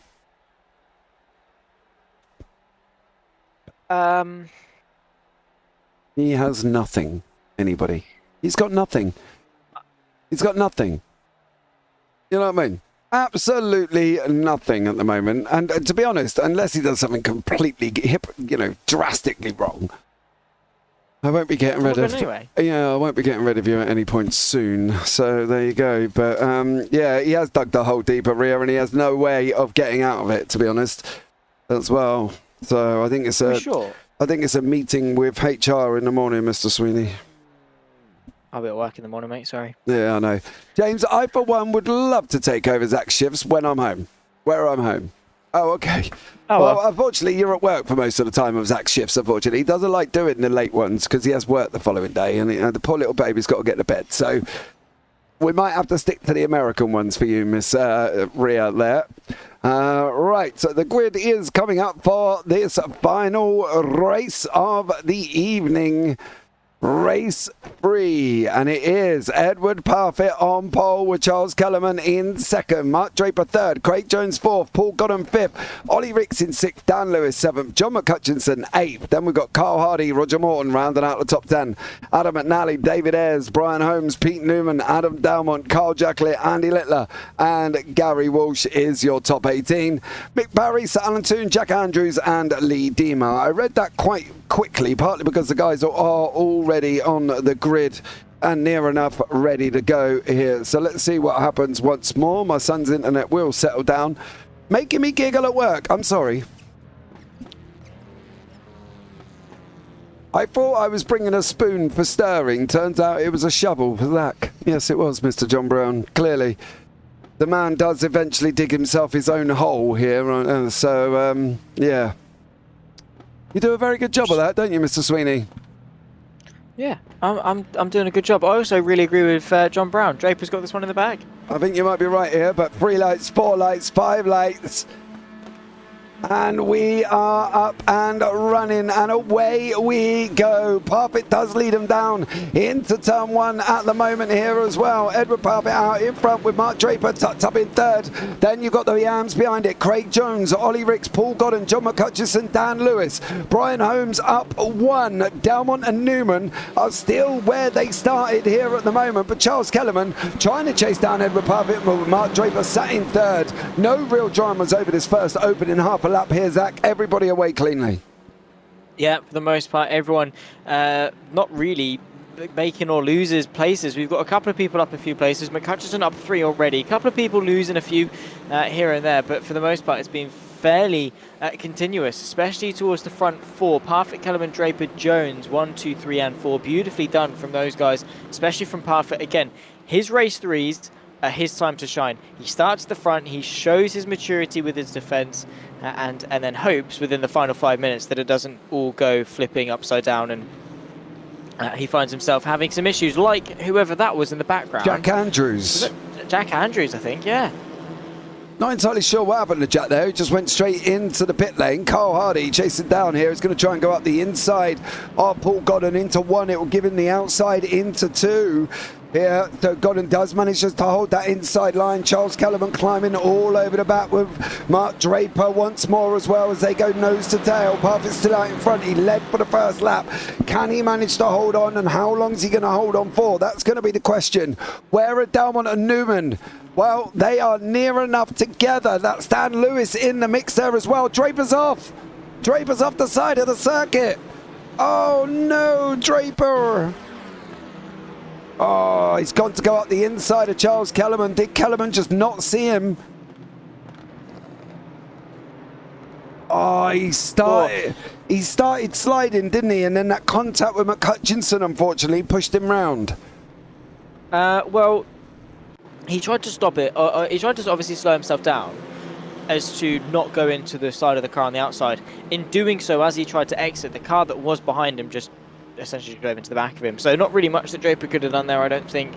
He was just a passenger, essentially. He was trying to do the right thing, ended up with the worst end of things by the end of the conundrum, which is a little bit of a shame, again, because his intentions were there. The right intentions, he did the right thing. It just, he ended up with the, again, with the worst side of things, which isn't what you want to see at all. McCutcheon as well, making some moves in this race, up to third. Up 5 places. He can do. He's got to try and get past Charles Kellerman first, but I think he's got an opportunity here. And I'm not going to lie, Pete Newman and Dalmont not probably doing the net gains that they probably would have hoped for this early on. But they are kind of the masters of the reverse grid, I think. So I'm not overly worried that Newman and Dalmont are sitting in 9th and 10th overall. They're up 5 places respectively.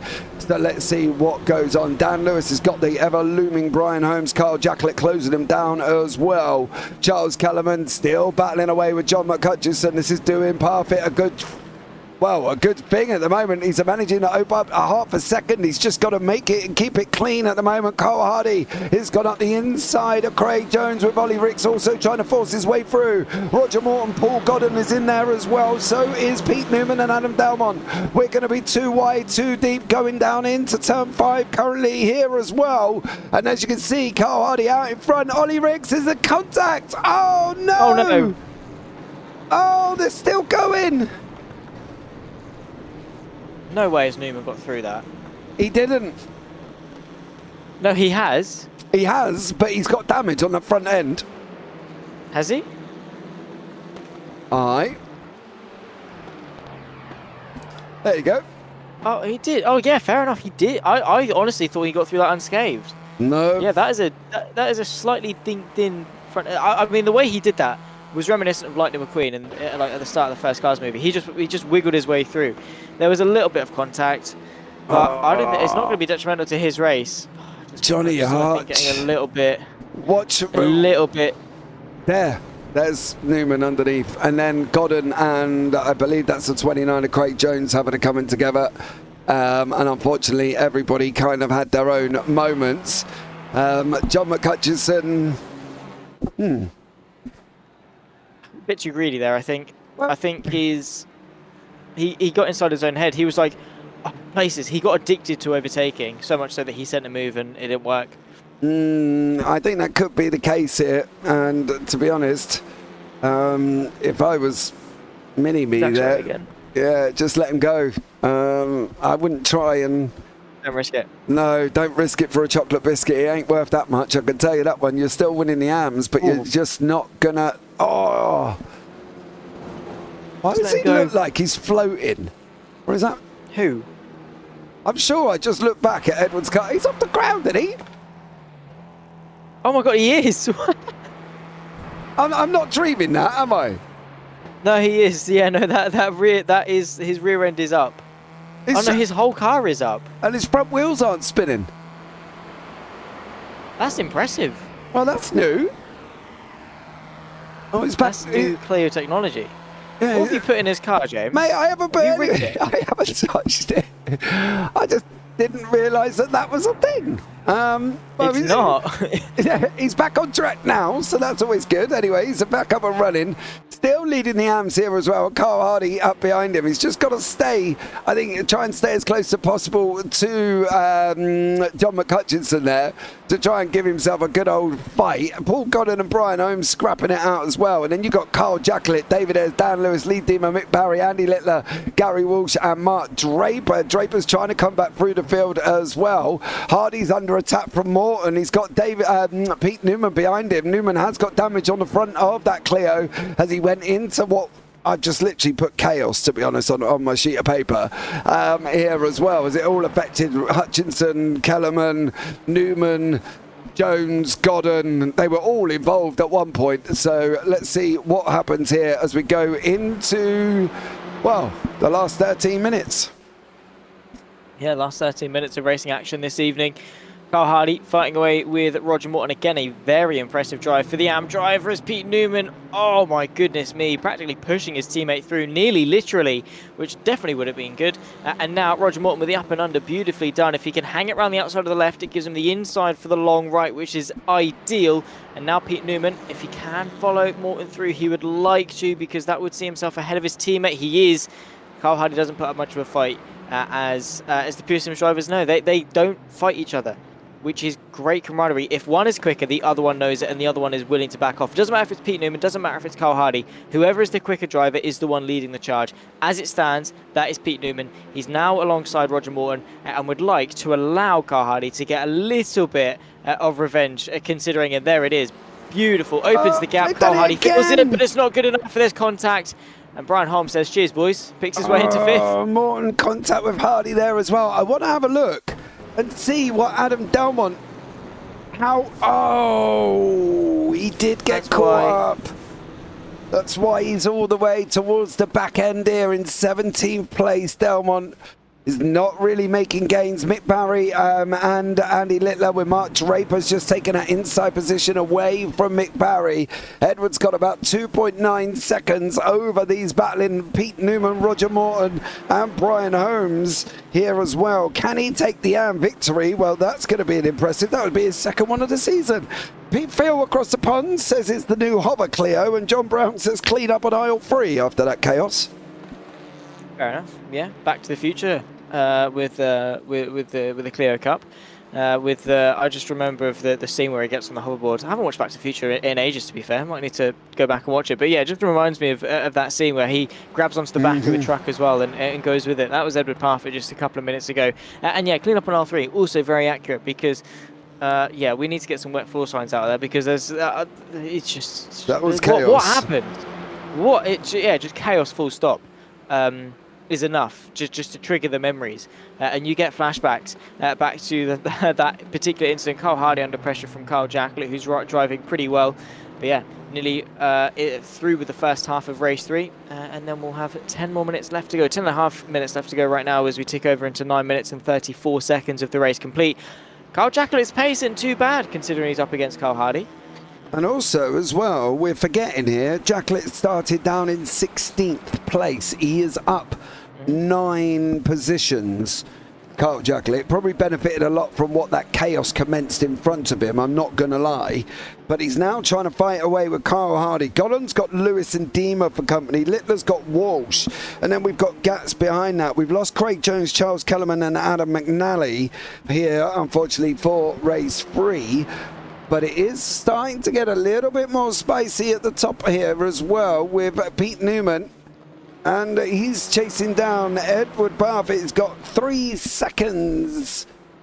No, he hasn't actually. Sorry, tell a lie. He's got 1.6 seconds before Newman brings Roger Morton and Brian Holmes in for a bit of competition here. The problem is he's fighting Roger Morton in the championship. He's fighting Roger Morton for that win in the AMs. You know, they're only separated by 9 points.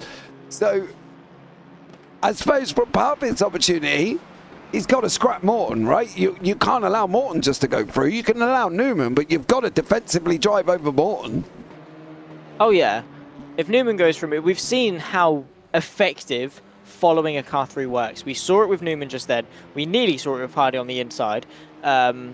But all in all, if a gap opens up on the inside and you're say you're third in a 3-car train, the second place driver goes for a move on the lead, you follow second through and boom, straight away you're passed, right? Because so many corners around here, turn 2 and a penultimate corner, if you're on the outside, you are washed. There goes the move, Pete Newman, Edward Parfitt, respect. Did the complete and utter right thing there, just allows Pete Newman through, isn't going to fight him. Now, the difficult bit. Now he's got to use Pete Newman as best he can. He's got to follow Pete Newman's line to a T and keep Roger Morton behind, because that is the all-important thing. Brian Holmes can find his way through. That doesn't matter. As long as Edward Parfitt in the yellow banner on the left-hand side is ahead of Roger Morton, also on the yellow banner on the left-hand side, that is an ideal situation for Parfitt. Of course, Roger Morton, on the flip side of things, wants to find his way through as well. So, oh my goodness me, if that keeps happening, it won't be. But Brian Holmes, yeah. Not an ideal scenario for Brian Holmes. That's dropped him away from Roger Morton, unfortunately. And now Morton's got to go once more over Parfitt here. This is the battle for the lead in the AMs. Here once more, you can see at the top, McHutchinson is leading the pros. He's got 4.4 over Newman. Newman has got the AM battle of Parfitt and Morton. What's Morton going to do here as well? What is he going to do in this fight? Is he going to be able to get past? Is he going to be able to open it up? Is Parfitt going to have the nerves of steel to hold it back? He did make a mistake last week at Sonoma in the final corner on the final lap, and there goes Morton.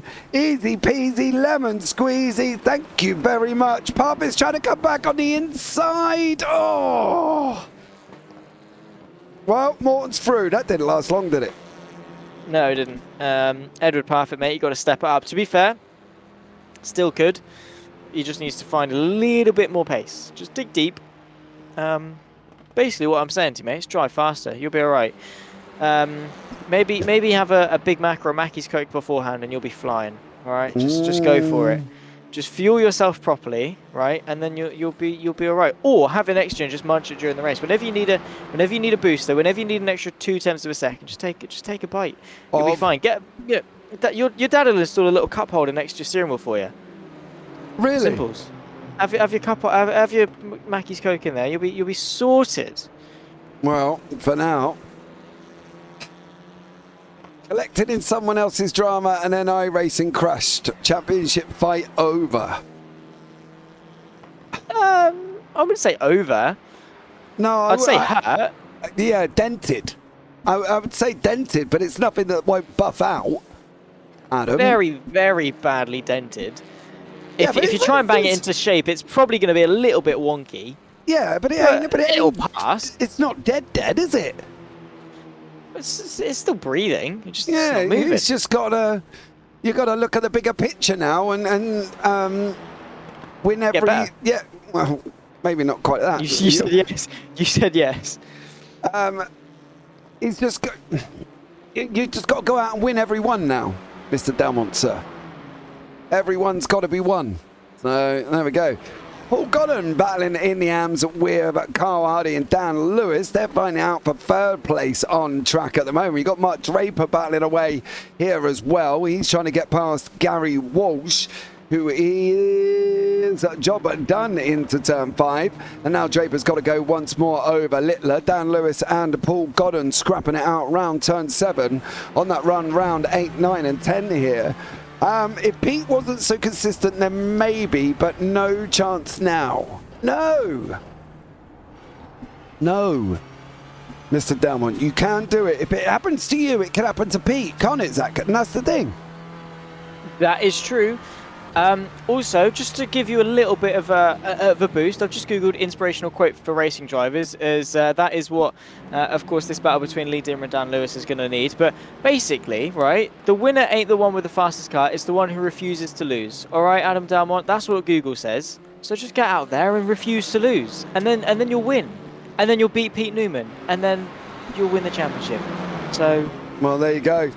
If you need any more inspiration, DM at Zach Sweeney in the JPB League's Discord. If you're not in there, you definitely should be, because there's a lot more racing coming up as well. TCR's kicking off back again as well. They're at round 3. Then we've got the GT4s, we've got the Clios, we've got the American TCR series we're trying to kick off, that's going to start on the 27th, hopefully, of October.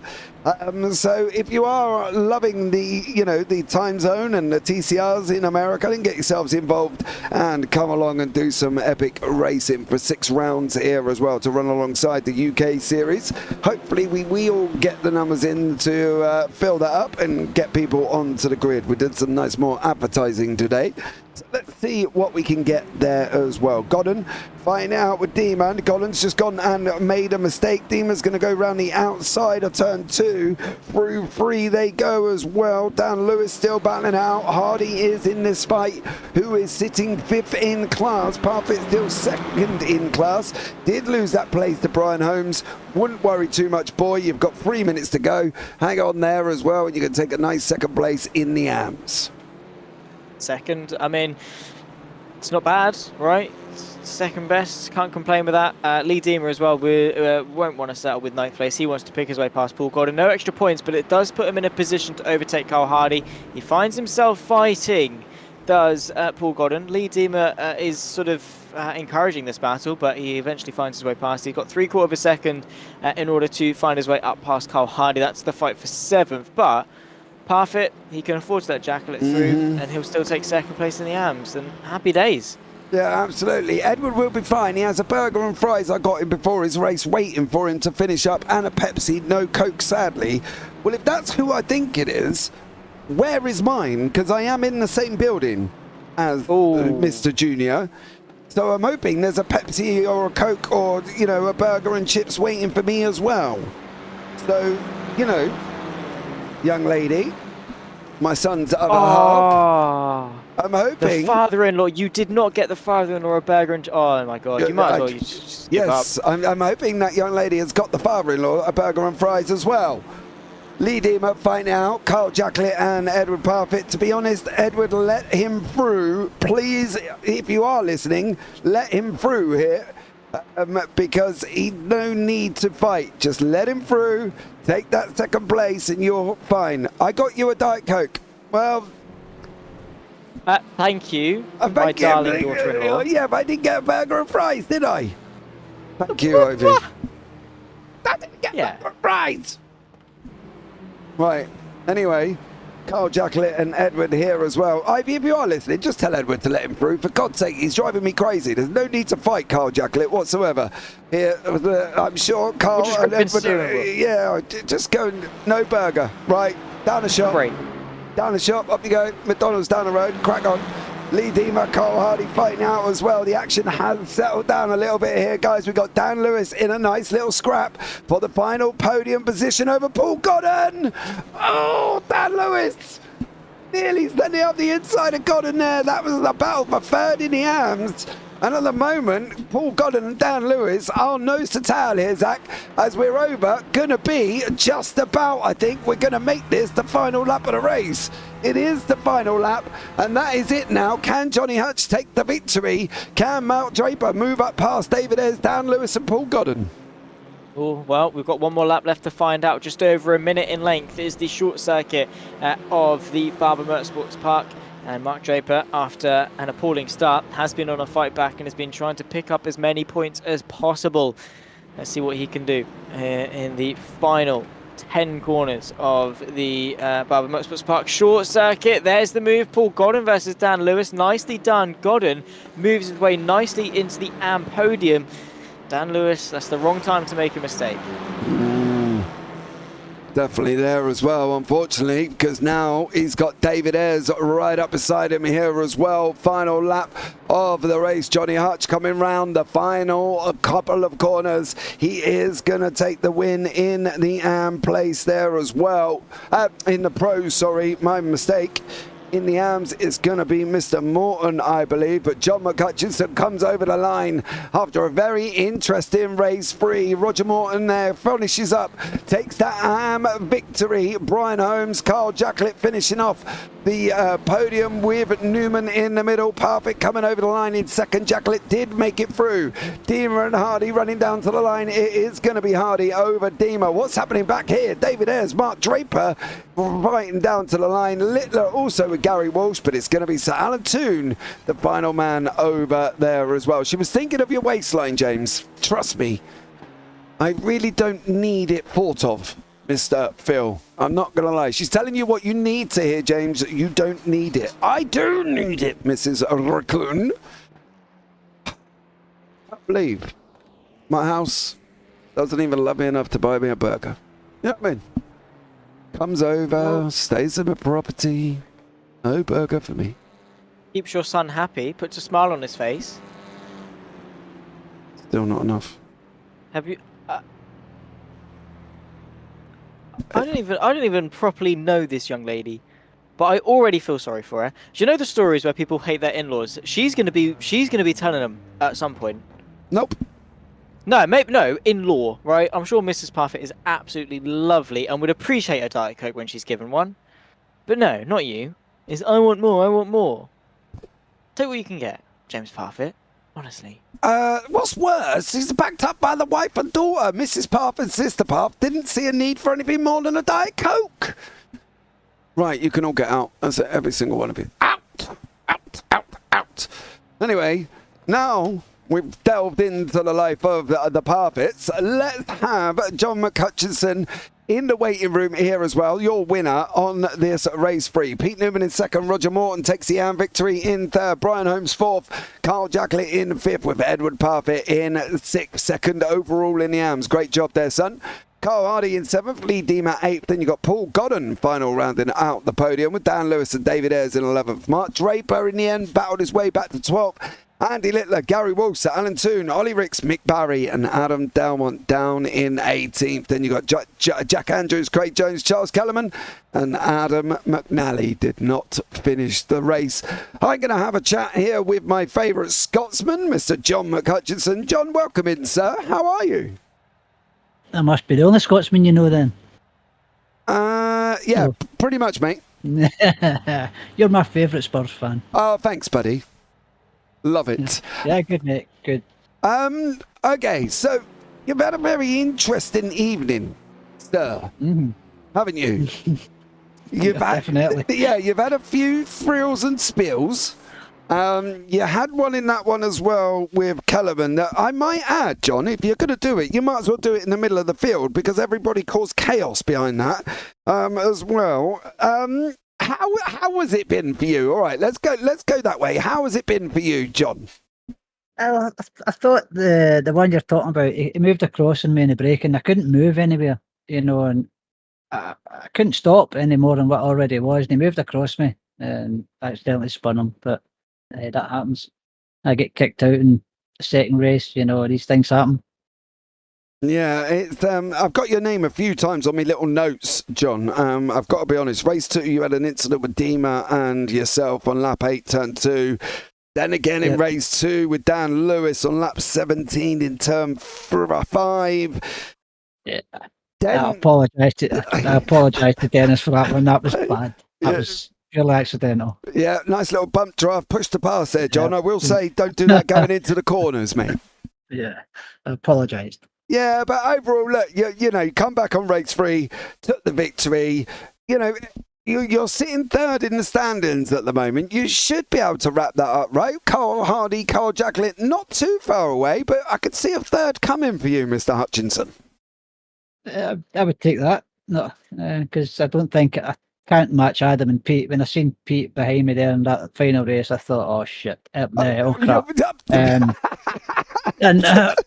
Sorry, and it was 4.2, and then it went out, and I'm like, oof, I might just do this here. So it maybe had damage from the incident someone caused. I don't know. Somebody caused the incident, did they, John? Yeah, someone. Some person caused an incident that caused chaos for everybody else behind him. But John, look, I'm glad you enjoyed yourself here, mate, as well. And it's great having a chat with you here currently. Anyone you want to shout out, buddy, before I let you go? Shout out to you guys for the broadcast. Yeah. Shout out to all the Clio drivers. I'm really enjoying it. It's really, really good. Yeah, and a shout out to anybody in YouTube who got offended by the Scotsman language there as well. But we won't mention that. But there you go, John. Thank you very much, bud. It's a pleasure. And see you on Thursday. Thanks, James. Take care, Bye, mate. Bye. Bye. Now we're going to have a chat with Carl Jacklett here once more as well. Mr. Jacklett finished in 4th place. Mind you, he was up 11 places here. Almost the biggest gainer. Lee Deemer up 14, Pete Newman up 12. Mr. Jacklett, welcome into the booth. You've had an interesting evening, haven't you? Yeah, you could say that. Yeah, race 1, the VR disconnected, which was... yeah, an encumbrance. Could have done without that. Race 2 made an awesome start. 4 places in the first 2 turns. Mm-hmm. And then I ended up in pit wall. Okay. Race 3 didn't quite catch your boy. I was trying very hard at the end of race 2, but didn't quite catch him. So started 16th, and yeah, that was a good race. I was managing the tyres nicely, and it all came together. So yeah, made some really, really nice passes, and it was a good race. Yeah, it definitely was. And, you come up to the boy at the end there as well, and, through you went. There was no real reason for him to fight you on that one. But overall, the racing car, how's your season been going? We've only got 3 rounds left already. It's gone so quick. Yeah, I expect tonight is going to... We got drop round? They've been applied. Right, so yeah, tonight's score will be a drop, I expect, because it's been rubbish overall. But yeah, 3 rounds left. Where are we next week? On a racetrack. Oh my God. Yeah. I'm sorry. Hold on. Bring the schedule up. Hang on. We're in Zolder. Zolder. I like Zolder. Yeah, but we're on the short circuit. Don't butt in, Mr. Sweeney. It's not your place to come in here. All right? It's not you. No, it's fine, because I didn't know either. so it's all right. No, we are at Zolder. No, I like Zolder. Yeah, we're at Zolder Grand Prix circuit. That's going to be an interesting one. I think that's going to be one of the longest circuits of the season, actually, to be fair. But, Carl, it's been a pleasure, as always, having a chat with you, mate. Anyone you want to shout out before I let you go? Yeah, just the guys as usual. It's been great. Awesome. It's been great. It's the people in the league that make it. Yeah, and it's such a nice bunch as well. But Carl, thanks so much for having a chat with me. We will see you next week at Zolder. Absolutely. Take care, mate. Looking forward to it. Cheers. Bye. Ciao. Carl Jacklett, did he sound a bit hoarse there, or is it just me? What? Sounded a bit hoarse, like a little bit deeper than normal. I don't know. Oh, okay. Anyway, right, let's Maybe just waking up. Maybe. Let's bring Mr. Dan Lewis into the booth, who's had 2 podiums this evening and just missed out on a 3rd one there with Paul Godden. But it's a nice little overhaul for the JPB Racing, who are leading the teams. But let's bring him in. Mr. Lewis, good evening to you, sir. Hello there, James. How are we? I'm very well. How are you? Thoroughly enjoyed tonight, especially race 2. Yeah, well, you took 3rd place. You know, you've had a good night. A 2nd in the AMS, a 3rd in the AMS, and a 4th in the AMS. Just didn't quite get the win. No, and the computer didn't fail on me this week. I know. That's good as well. Well done to you. But it's been an interesting evening, isn't it? You know, you and the boy leading the team championship as well. You've had a good throw over the boys down at Work Guard here once more. So that's going to put you in good stead. It's also going to probably give you a bit of a bump in the championship there with Paul Godden and Andy Littler in front of you. Yep, but Roger Morton quickly behind. Yeah, they're the 15, yeah, but he's 15 points back. Yeah, but he won 2 races tonight. Yeah, but you've nullified it by being at least close to him on the podium. Oh yeah. I'm not worried about the championship. I'm just enjoying the racing. Well, as long as you are enjoying it, Dan, that's all that matters here as well. So well done to you, sir. Great effort going forward.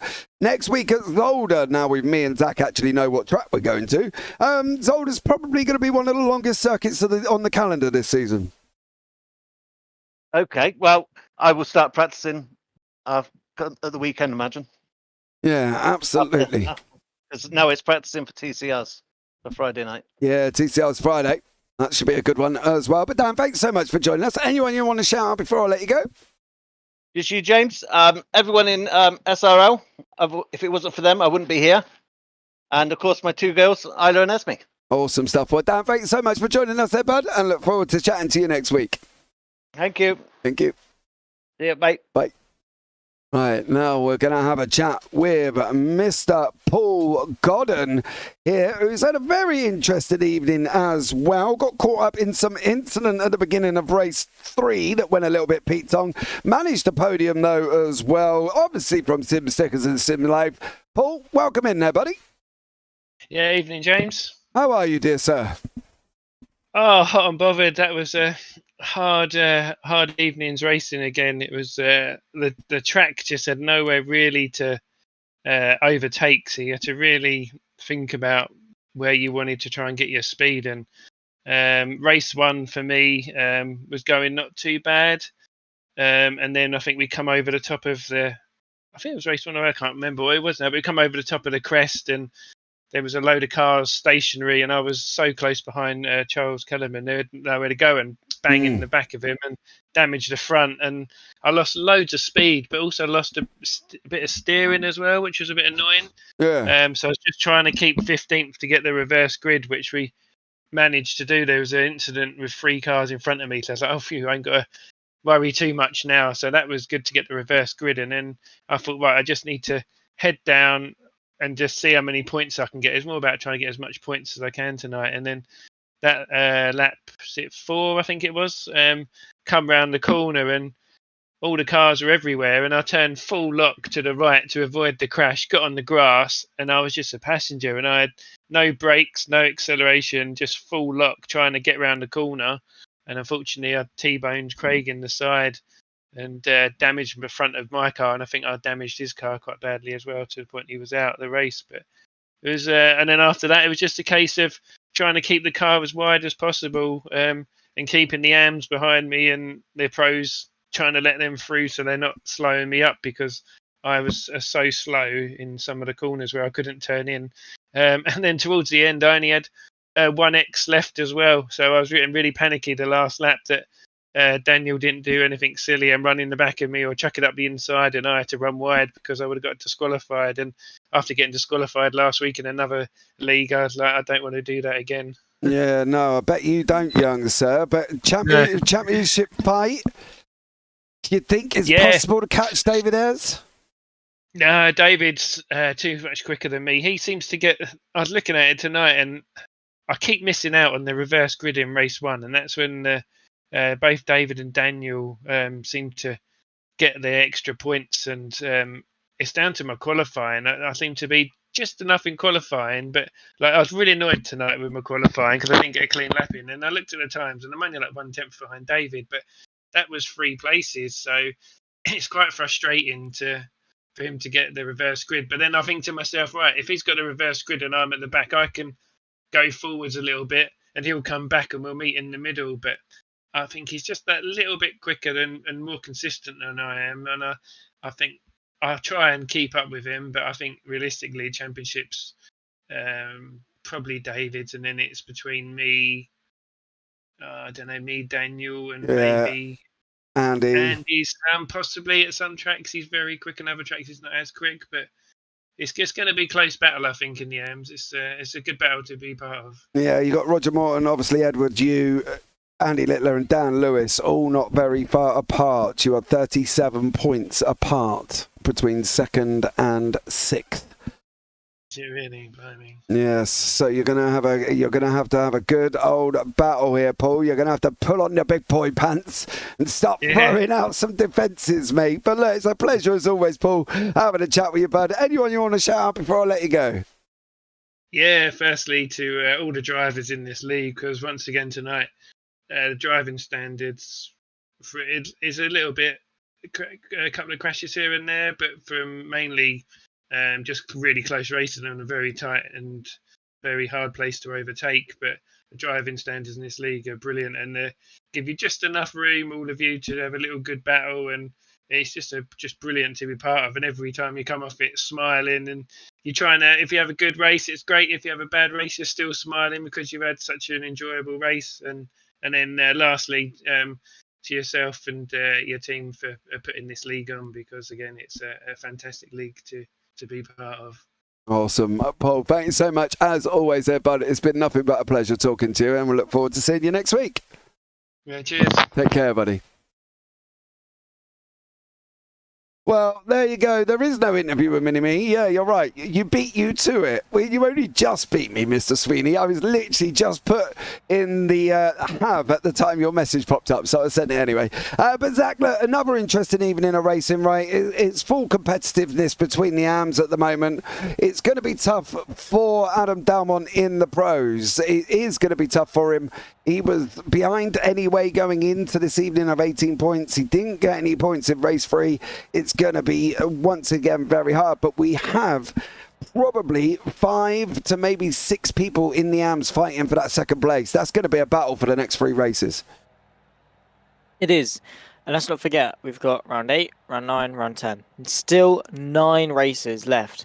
And that is plenty, countless opportunities for things to go either really well or really bad. That could be for Adam Dalmont, that could be for Pete Newman, that could be for any one of the drivers that are fighting for that second place in the AM Championship, right? So much is still to come. Bad luck, good luck, everything in between.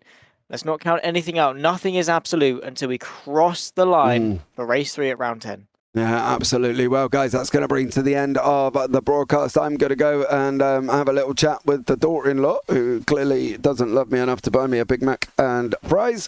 But I'm going to go and enjoy my Diet Coke. Thank you to everybody that has joined us here as well. John McHutchison, woohoo! Woo! He says as he shakes that victory.